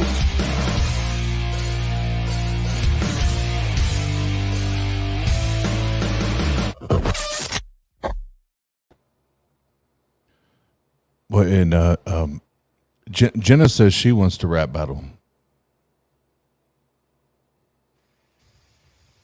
Oh boy. Oh, that sounded so enthusiastic. Oh boy. Oh boy. No, oh boy. Hold on. It's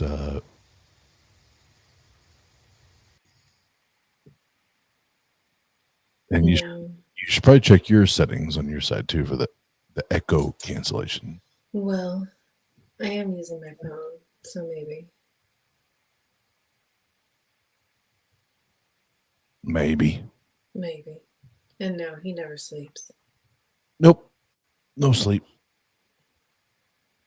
Sleep is the cousin of death. So how's my boy? How's my fam? I don't. It sounds like you're in a bathroom. Oh, that's not nice.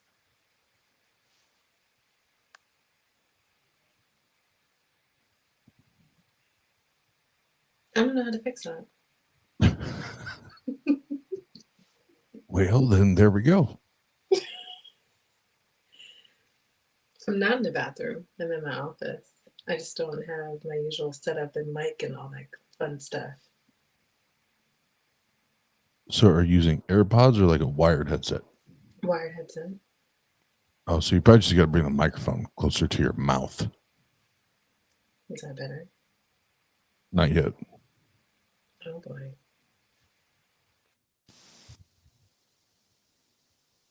How's that? Oh, there you go. Oh, I fixed it. I went in the settings. I'm smart.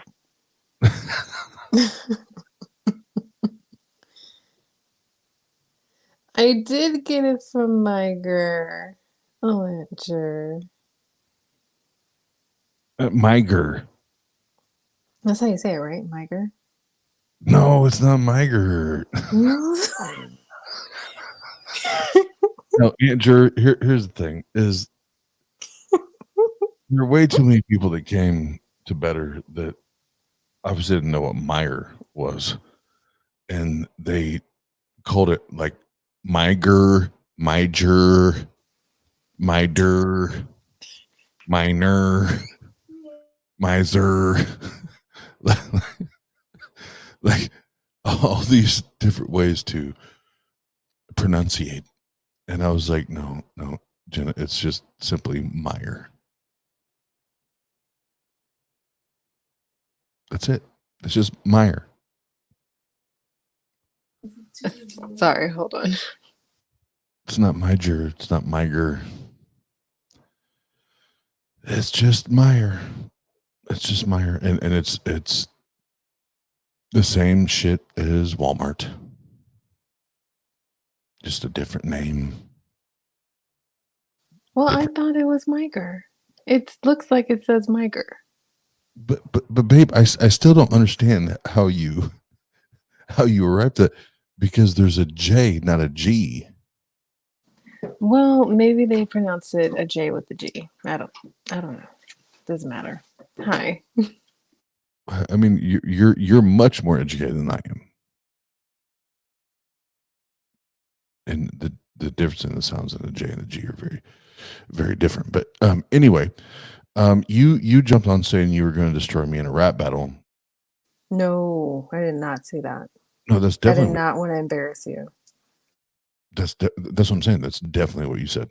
It's definitely what I did not say. No, you said, I don't want to embarrass you, but if I need to, I will. Not tonight. Oh, okay. Well, what else would you like to talk about? We can talk about faith. Talking about faith. I'm kind of, sort of, maybe discussing that, sort of, kind of, someday. Maybe a little bit. Maybe a little bit. I forgot what the fuck I'm talking about on Sunday. Faith. Not necessarily. Well, waiting on God, which involves faith and promises and spiritual gifts and all that bullshit. Right.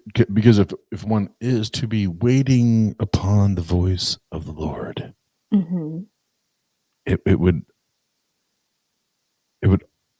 the only thing you could hope for is faith that may happen, right? Right. Correct. Because that's all you have. You have nothing else to lean on or rely on but that. And the more faith, like if you're 100, like those gentlemen and Wally were saying, then that just builds your confidence, your trust, your belief in the thing, in hopes on waiting for the thing to happen.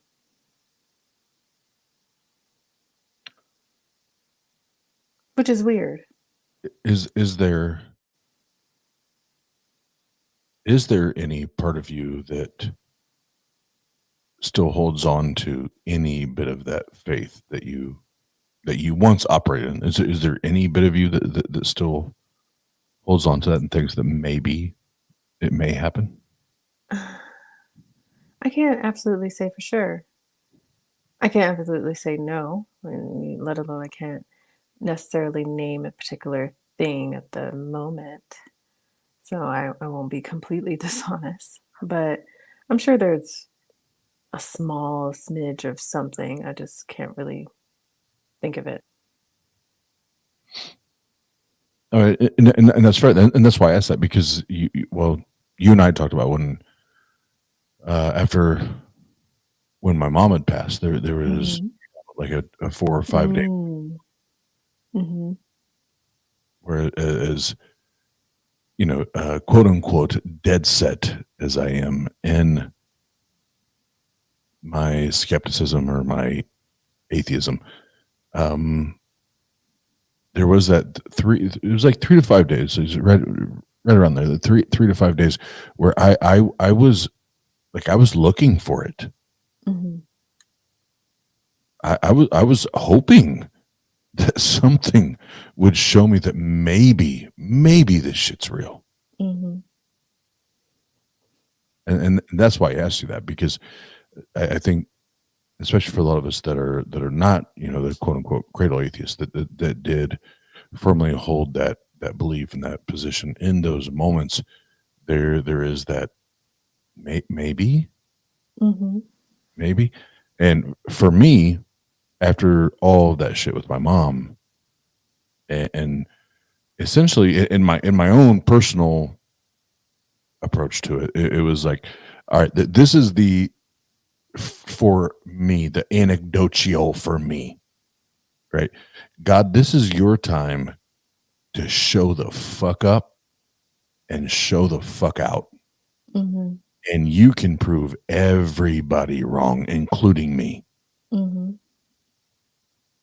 You can prove all of us wrong.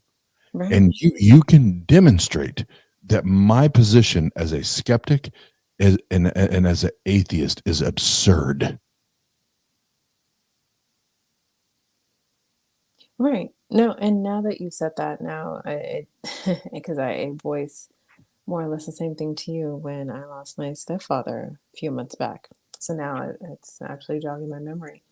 It was within an hour or two after he passed, that I think I was texting you or I called you, or a combination of the two, where I said to you, like, I wish, God was real in this moment.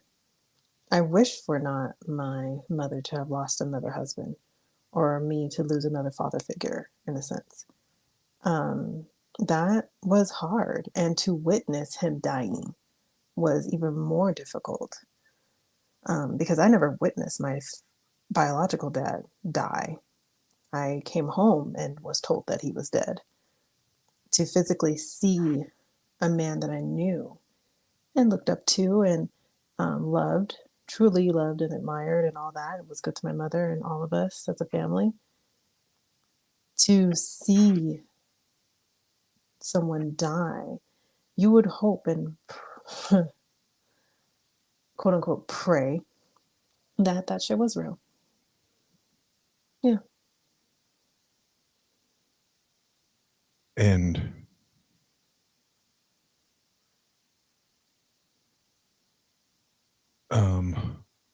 well, I'll let you. Or I'll ask this question for both of us, and I'll let you. Go Mm-hmm. first. That way, it's not like I'm trying to lead the conversation, because I always I hate being accused of that. But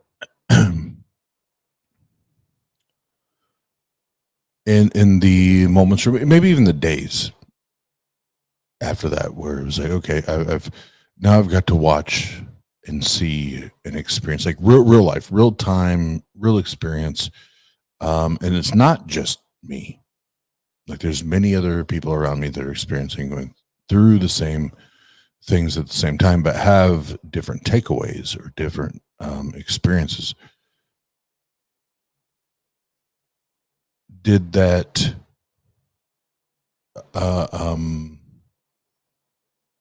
would you say that it positively or negatively impacted your position, first and foremost as a skeptic, and then as an atheist? And for this conversation, for those that are here now or listen later, um it the term atheist only addresses one question, and that is, we don't believe in a god.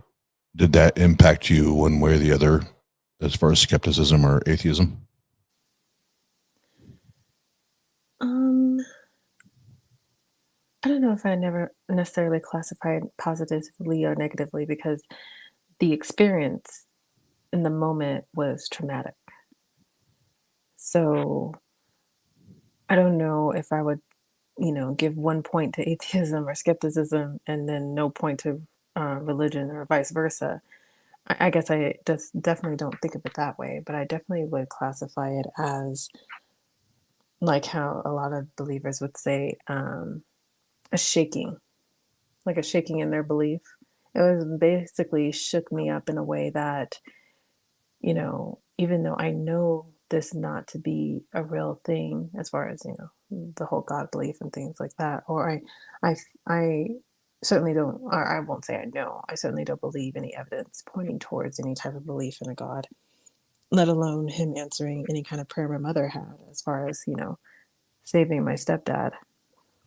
But it really kind of shook up a lot of mental things as far as, striving for it to be real, wanting for it to be real, for tending or in the kind of mindset of kind of praying or mentally asking for something to be better. But ultimately, I know it doesn't work that way. And ultimately, I felt, I don't know, I won't say torn, and I won't say I heavily leaned more on the religious thing.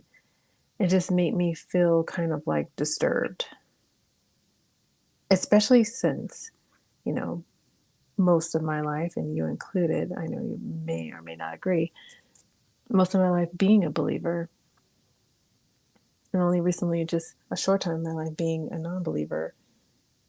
It's kind of like you still have that left off feeling of your previous life. It's still kind of there in a sense where you go through the motions, go through the thought processes and things that you once thought and would say or did as a believer, but now that you're not, it's kind of like you find yourself in, okay, how do I act in this situation?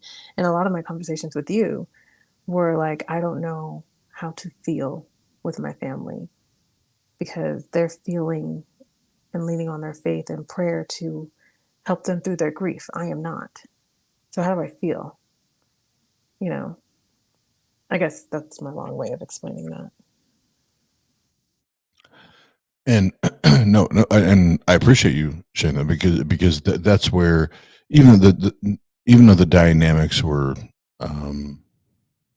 vastly different, and the situations that happened with your stepdad and my mom, at the end of the day, the faith element was heavily involved in both. Mm-hmm. And no matter what the what the details were in the situation, and I think you correct me if I'm wrong. The one thing, in our talking about it, the one thing that does continue to ring true in your experience and mine is no matter what, those with with the theistic approach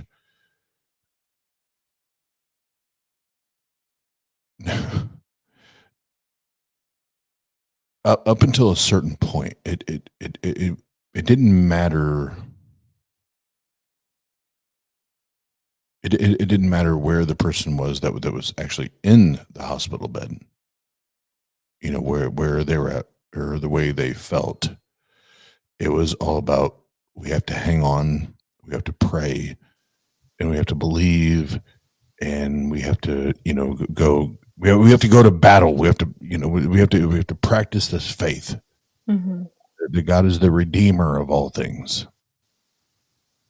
And it wasn't until a certain place or a certain point in your family and mine where it finally came to that point where it was like, yeah, we should probably just concede, and know that nature is running its course. And the evidence, the evidence, the data, all of the medical uh, information that we could possibly receive from the doctors suggests and demonstrates that this is what it is. And it wasn't until that point, and this is where I'm saying, you correct me if I'm wrong, but if I remember, based on our conversations with your family and mine, it wasn't until the like literally the dire straits where it was like, no, it's almost like a like a foregone conclusion that this is what time it is, that it took them to say, okay, now's the time to quote unquote pull the plug or do the quote unquote best thing or right thing. Mm. Yeah. Yes. No, I would agree. I think the turning point, not to get like graphic or detailed, but the turning point, at least for my family, was, especially my mother, was when she learned, she wanted life-saving measures for him. And, we all know CPR, but, and this was new to me, doing mechanical CPR, meaning it's not done by human hands, it's done by a machine. I think her learning that it would be done mechanically, which means there's no human element, there's no quote unquote mercy of a person not striving to break ribs, like a machine would just go at it. Yeah. That was when I saw the spark of the turning point in her, and I think also my sister. I was just downright fucking horrified. I was like, "Oh fuck, don't do that." But yeah, I think in that essence, that's where it was like, okay, well, we gotta come to terms with what's going on now. Like, there's no, and then the prayers kind of changed. It went from, Lord save him, Lord keep him, blah blah blah, to Lord let him have a safe guide to heaven, and all that stuff. And yes, and I remember vividly that turning point with my mom, and the first part that was traumatic, or the slap in the face is not slap in the face, because it was not that, that's bad wording. The like, okay, maybe fucking maybe out of all of you, one of you might get this. The God didn't show up. The God didn't show up. All of the things you did in my mom's ICU room, the oil and the music and the praying and the yada yada yada yada yada. The God didn't show up. And this is a woman, and this is not me saying that nobody else's parent ever did this. I'm just speaking on my, to my own mother. This woman that gave her entire life, her entire existence to this God and its ministry. And then when we wrap it back around to this faith conversation, which is where we started this,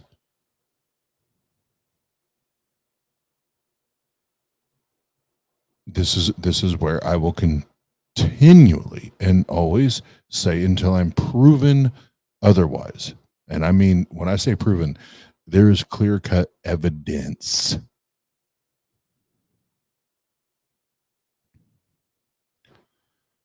This is why not only is faith bullshit, faith is harmful. Mm.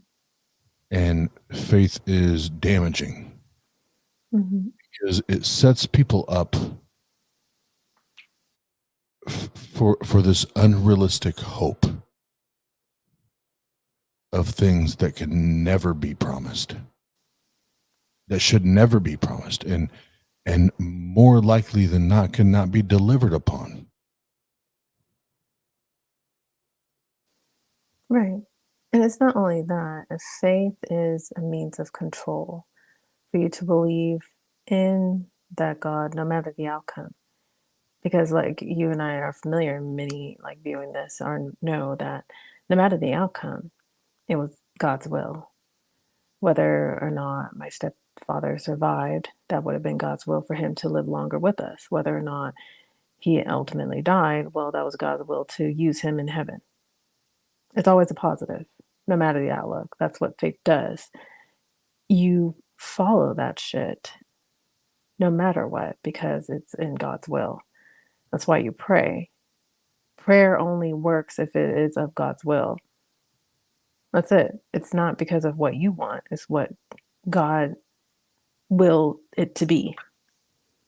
And God didn't will for you mother to live, or my stepdad to live, or my biological dad to live. Well, and right, and that's I will say yes to all of that, and this is where I know I piss off a lot of the Christians, especially in the community that I grew up in, and that still are part of my brother's church or support my brother in his endeavors. Suicide was always deemed that was a ticket straight to hell, because you decided to play God, and you decided to end your own life, and only God, Yahweh, is the giver and taker of life. And that's where the whole thing gets fucked up with me when I talk to them, is like, yeah, but y'all say that, but you celebrated her life as though she was this saint. Like, and I'm saying this from their perspective, not mine. Their perspective. You celebrated in that funeral like she was this saint, that this like God sent, like like next to God type figure. But at the end of the day, she did some shit that if anybody else did that, you would say, yeah, they're probably in hell right now. Based on my faith, based on my belief, they're in hell.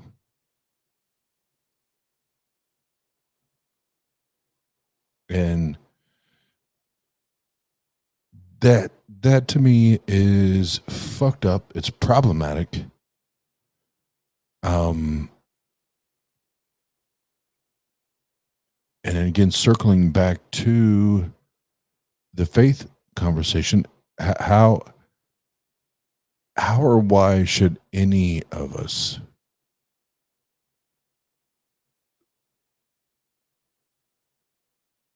use faith as good evidence, or use it as a reliable methodology or pathway to coming to true things?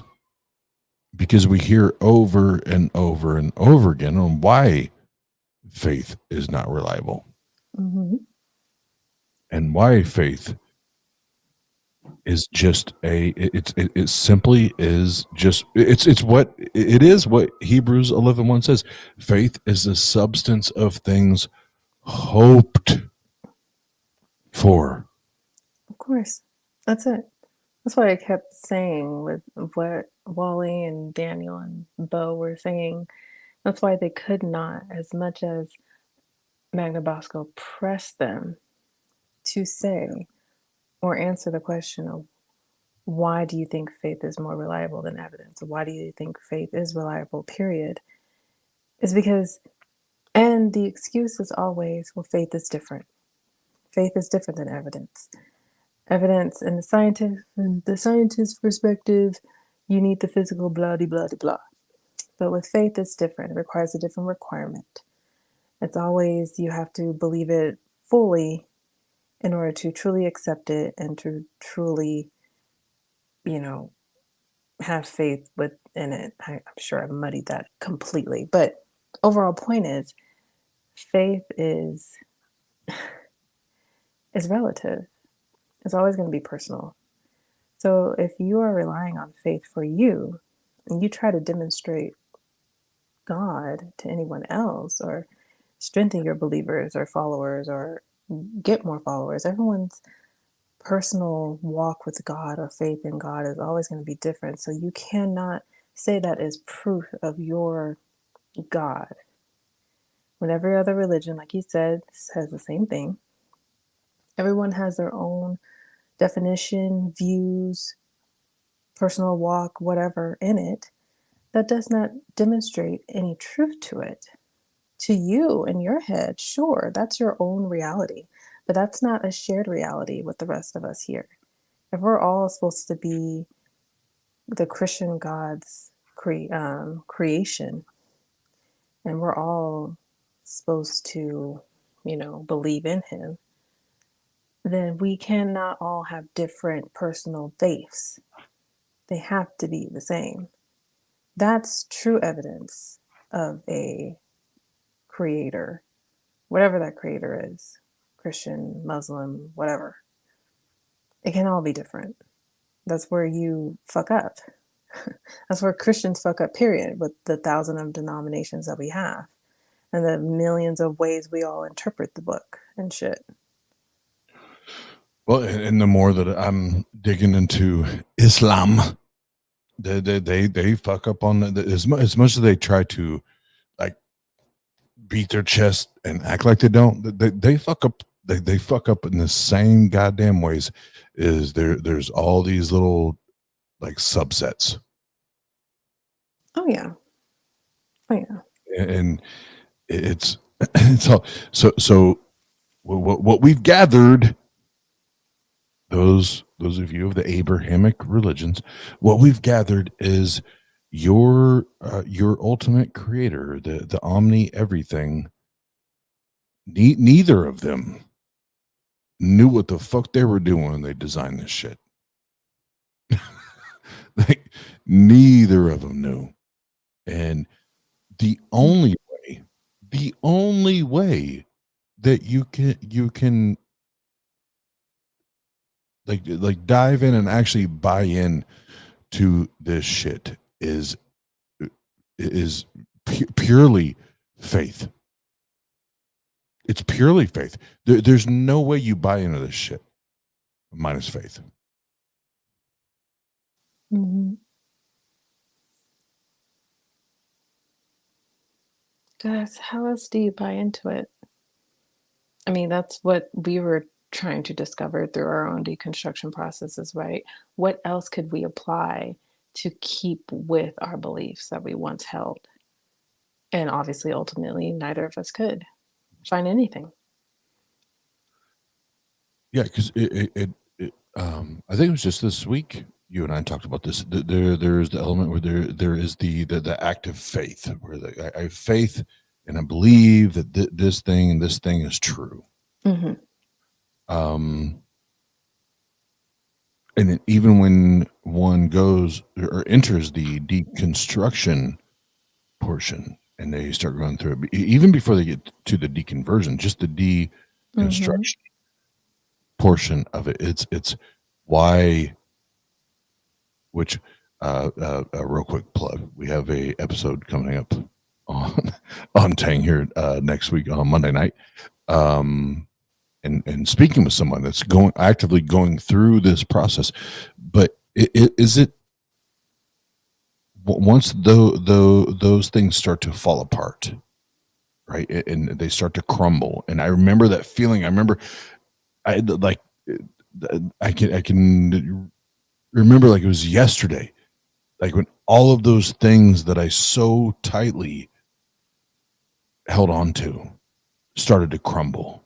Mm-hmm. All of a sudden, faith diminishes.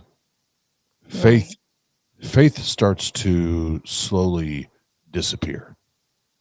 Then where I found myself, and based on my conversations and talking to people, interviewing people, is there's this, then once faith is, it's this need, like I need this thing to be real. Mm-hmm. And that's actually where I believe the deconversion starts. Because once you get to the point where you understand that faith and all that shit is bullshit, and you find yourself in that boat where it's like, I need it to be true. And now you're literally reaching and you're studying and you're going, you're researching, you're grasping for everything that will demonstrate that this thing is true. What you find is that every reach, every grasp, every movement, everything you do, you come up empty-handed. Unfortunately. Yes. Yeah. Yes. Yes. Unfortunately, you walk away empty-handed, and then all of a sudden it's like, no, the faith didn't matter. It never mattered. And now even me wanting it to be true, I wanted it to be true. And Mhm. I can say that for me. I wanted it to be true. But the more I dug and the more I studied, the more I researched, it was like, no, when I strip this faith thing away, when I take off these faith goggles or lenses, whatever you want to call it, and I throw those to the side and I just put the evidence in front of me. There is no reason. There's no good reason to cling to this or grasp and hold on to any of this. And Right. that's why I will one of my favorite hashtags is and will always be faith is bullshit.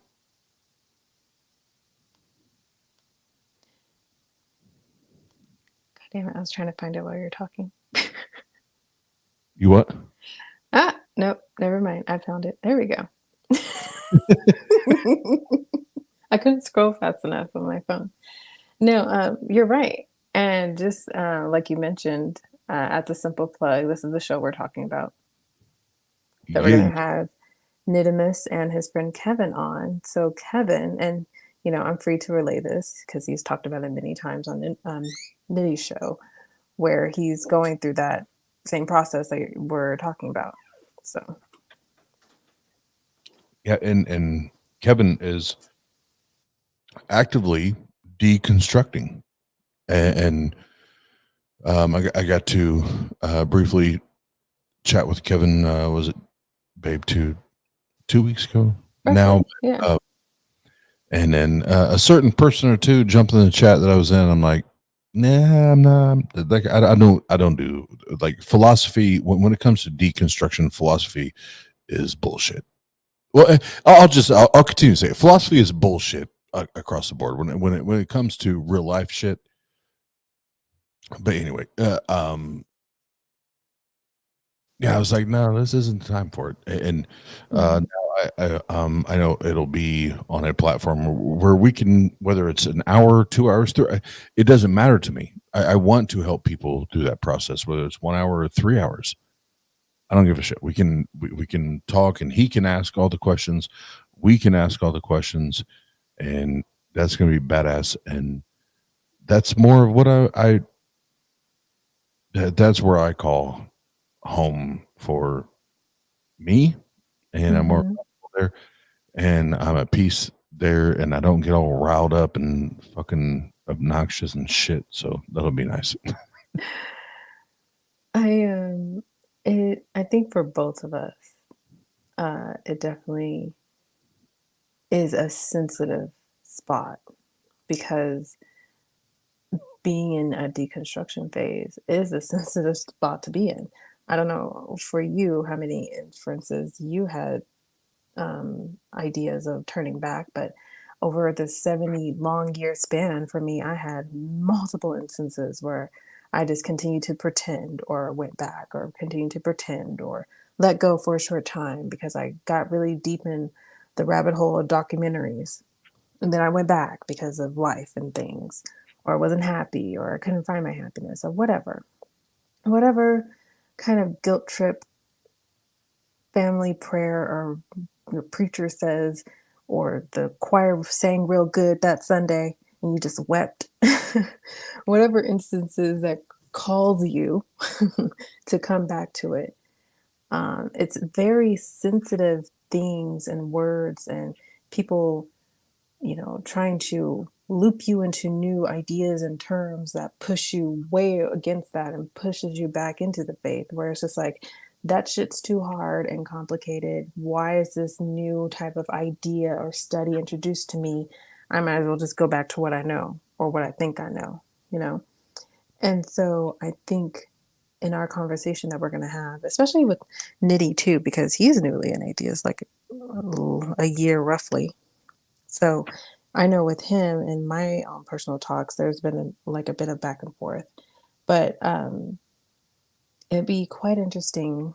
And I'm actually excited about having that deconstruction kind of conversation to see where he's at. And obviously, the whole purpose of it is not to draw anyone completely or tear them away from the faith, because that's dangerous. You do not want to do that. You do not want to say, just stop believing or just stop doing this or that or thinking this way or this way you were thinking is bad and still is bad.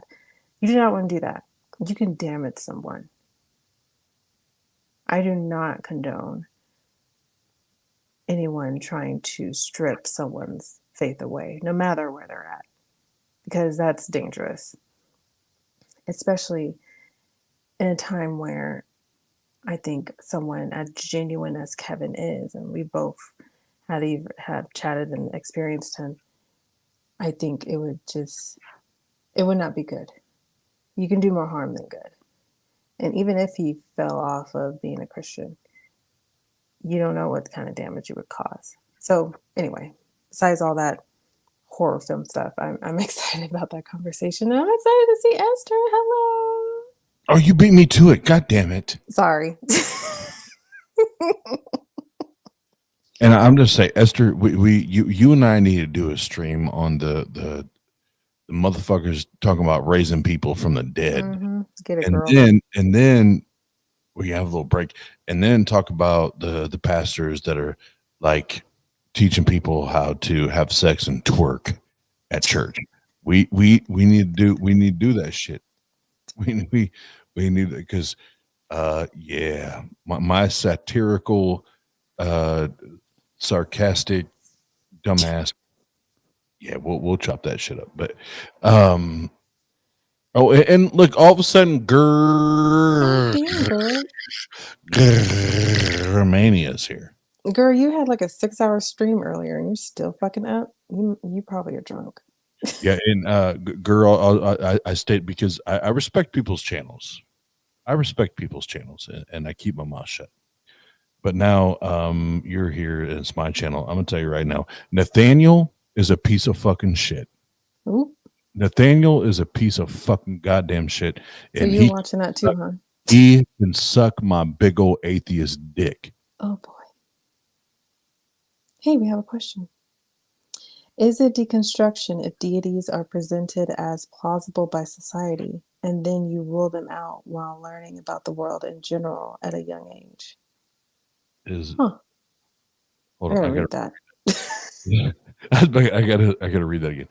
Is deconstruction if deities are presented as plausible by society and then you rule them out while learning about? Then yes. I don't understand the question, to be honest. I think if I can reword it, I think I'm getting it. So society is ruling that deities are legit, basically. But then as you are growing older in the world and you learn more, you are slowly ruling out the deities.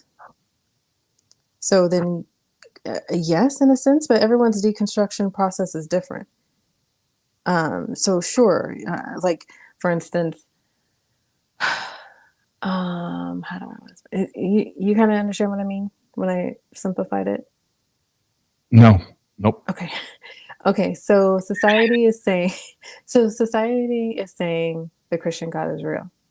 Okay. It's presented as that, and so as you are learning more about the world and you're growing older, then you are slowly understanding that maybe the Christian God isn't real. Is that considered deconstruction?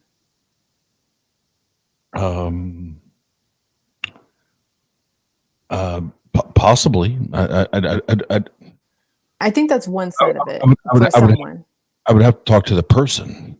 Right. Exactly. Like it's personal. I think deconstruction is personal. It's different for many people. I would have to talk to the individual. Yeah. That's right. Yeah, Jenna got it right. Yeah. Yeah, Jenna be getting it right. Don't trust me with shit. Just trust Jenna. But Germani, I'll tell you right now, and I because this stream has nothing to do with it, but that is one motherfucker on YouTube, Facebook, Twitter. I don't give a fuck where he's at. Fuck him, north, south, east, west, every way he's coming. Fuck him. Fuck him. And Nathaniel's a piece of fucking goddamn dog shit. Straight up. Well, And we're certainly not talking about your son, honey. the only reason I didn't go off is because it was your channel. But he knows better than to even come snooping around our channel, because he knows I'll fucking call him out. But he's a piece of dog shit. He's a piece of fucking dog shit. And Afro-humanist, I'm not talking about your Nathaniel. I'm sure your Nathaniel is a beautiful human being. But God-fearing boy. No, the human being we're talking about right now is not that. He's a piece of fucking dog shit. And yes, Nathaniel, somebody will clip this and send this to you, and I know that. And you heard it. You heard it right here. Oz told you again, just like I've told you before. You're a piece of dog shit. I've already told you face to face, but I'll say it again. You're a piece of dog shit. What up? Oh. Now, how about that, Faith? Jesus. I had a question for you and I lost it. God damn it. That was a good question, by the way, Regios. That was a great question. Absolutely. And that's why I said we need to go through it and re-ask it to make sure we're responding properly. And I appreciate that. But yeah, anybody that's hanging out and part of Tang Gang, like I'm always gonna send like warning, if you want to call them warning shots, send out the warning shots. And Nathaniel, I will say this, like 100, and I'll say it now. I'll say it.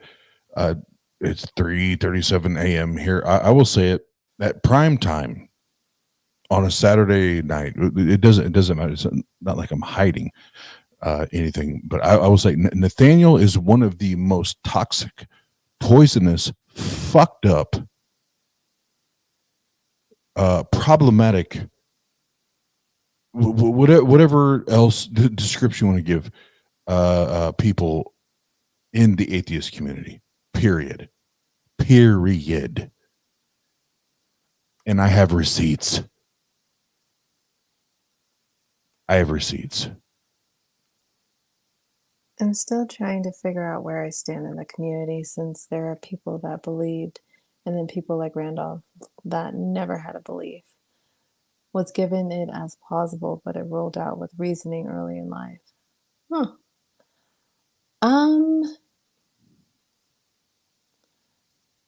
I mean, I could never speak for a cradle atheist because I never had that luxury to not believe ever in my life. But it could be for some instances that religion, faith, things like that was never really introduced. Or like you had said early on in life, I've heard many stories of like when people were kids to say like, yeah, it just sounded like craziness. I never believed when I was first went to church and told my parents, I'm not going to church because this sounds stupid. I don't know. Depends on the culture, depends on a person's susceptibility. I don't know. And Gers, as you wander off to your nightly slumber, we appreciate you hanging out. And yeah, I don't. Well, I don't even have to give a build up. Like people, I don't just jump on streams and talk shit about people. That's not what I do. That's not my mo. That's not what I do. But there's one, maybe two people that I will just go. I will just go and just know Nathaniel is one of them, and he knows that, and he hates me because of that. But fuck him. He's a piece of shit. He's toxic, and most of the fucking shit that he's talking about that he does is research into. Guess what? Everything that he has talked about is just him doing a little bit of research here and a little bit of research there. There's no real life experience. He's never been in all the places that he's claimed he's been. He's a lying, manipulative, deceitful, lying bag of shit. And I got receipts. I got receipts. And Nathaniel, I beg you to differ. I beg you to differ. Anyway,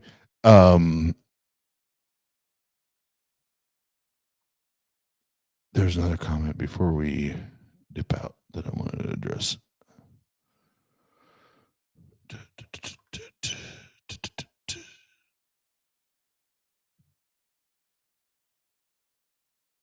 Oh, where the fuck did it go?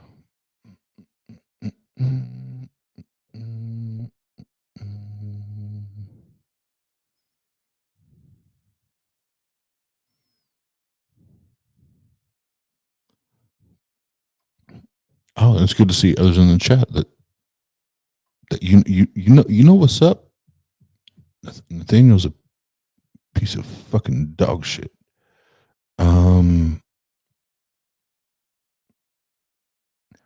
Oh, and Afro humans. I did see your comment earlier.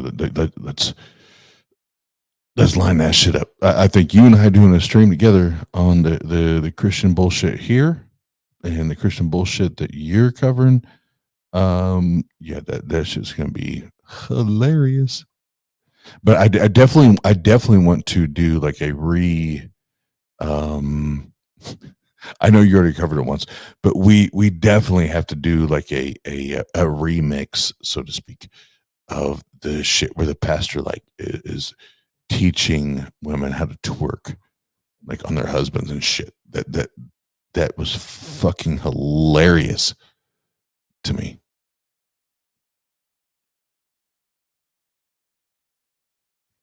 Shit was fucking hilarious. And this is sensible. That's what I'm still trying to figure out. Never had a belief in anything, but treated it like it may be plausible.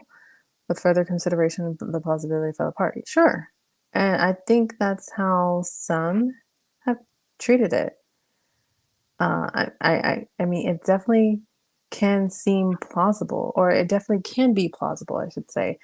But obviously, evidence showing and trending away from certain deities and certain belief systems, spirituality, things like that, obviously make it untrue or less true, because we certainly don't believe in Thor. We don't believe in Zeus or any of those Greek gods. They're just fun Marvel characters. We don't. I'm kidding.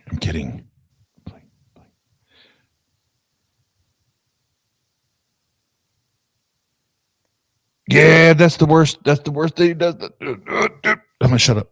But yep. Always the victim. Always the victim. Always. But I am trying to find. There was one particular comment or question before we go that. God damn it.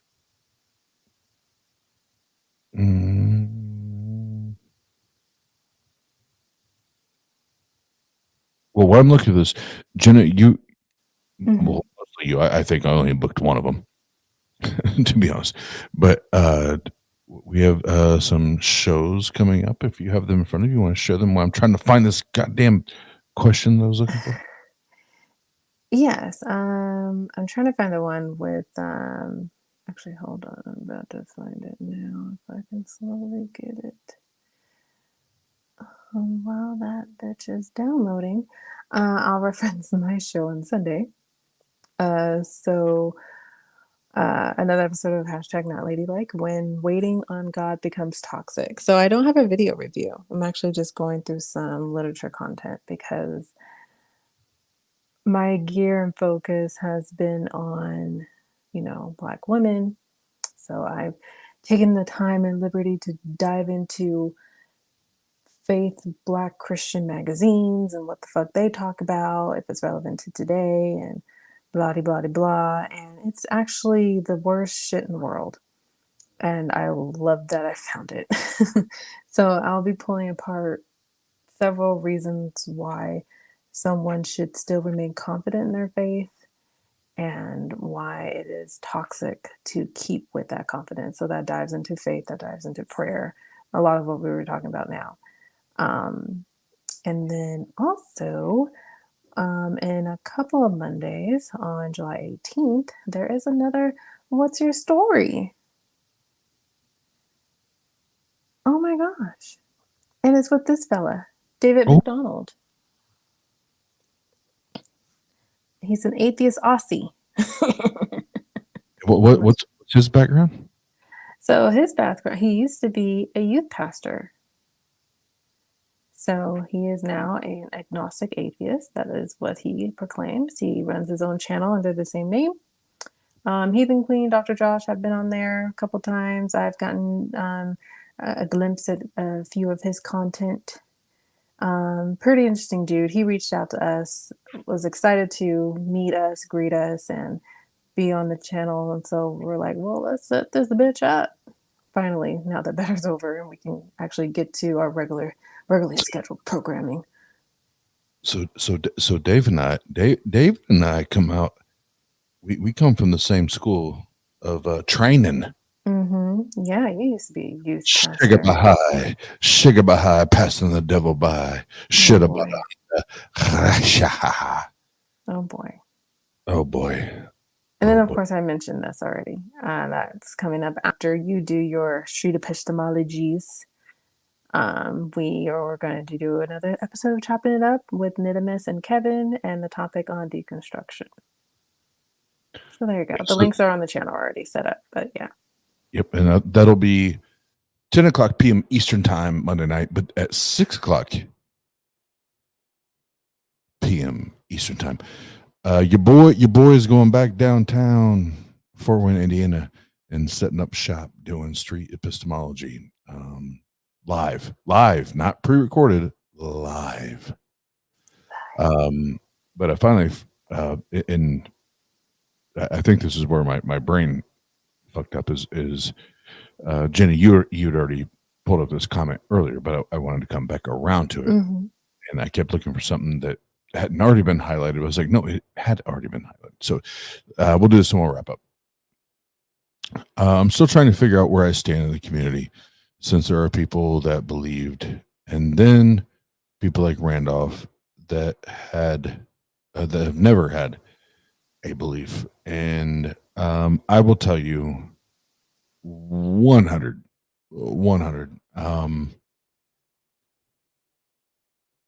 where you stand in the community is right here, right now. Right here and right now.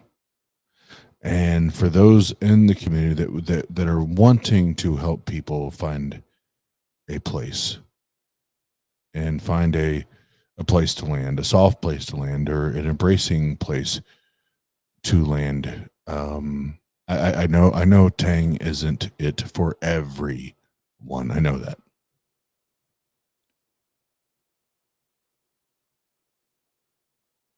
But you don't have to go too far. And even if Tang isn't your shit, it's not your preference.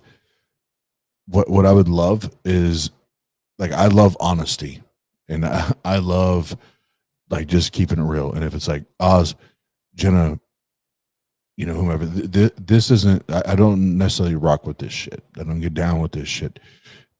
Do you have other recommendations? I would rather you tell me that and say that to Jenna or myself than to try to just try to navigate, especially if you're brand new to this. Like, just try to like roam and find it. Like we will 100% try to give you all of the resources that we know, that we've come in contact with, the people we know, the channels we know. We want you to be active and be a participant in a community, in a group of, you know, people, group of friends, where you feel like that's your space, that's your spot. So yes, whether you did believe or you never believed, there is always a spot, and it doesn't always have to be Tang. And we're fully aware of that, but we're very, very much aware of that, and we are humble enough and want to push people to any place or any area where they feel the most comfortable to learn and to expand and to become the best and most authentic version of themselves fucking possible. And if that's not here and you do it somewhere else, fucking awesome. I just want you to do that. I don't care where you do it. Just do that. Be you as fuck. Be you as fuck. I don't care where you do it. All right.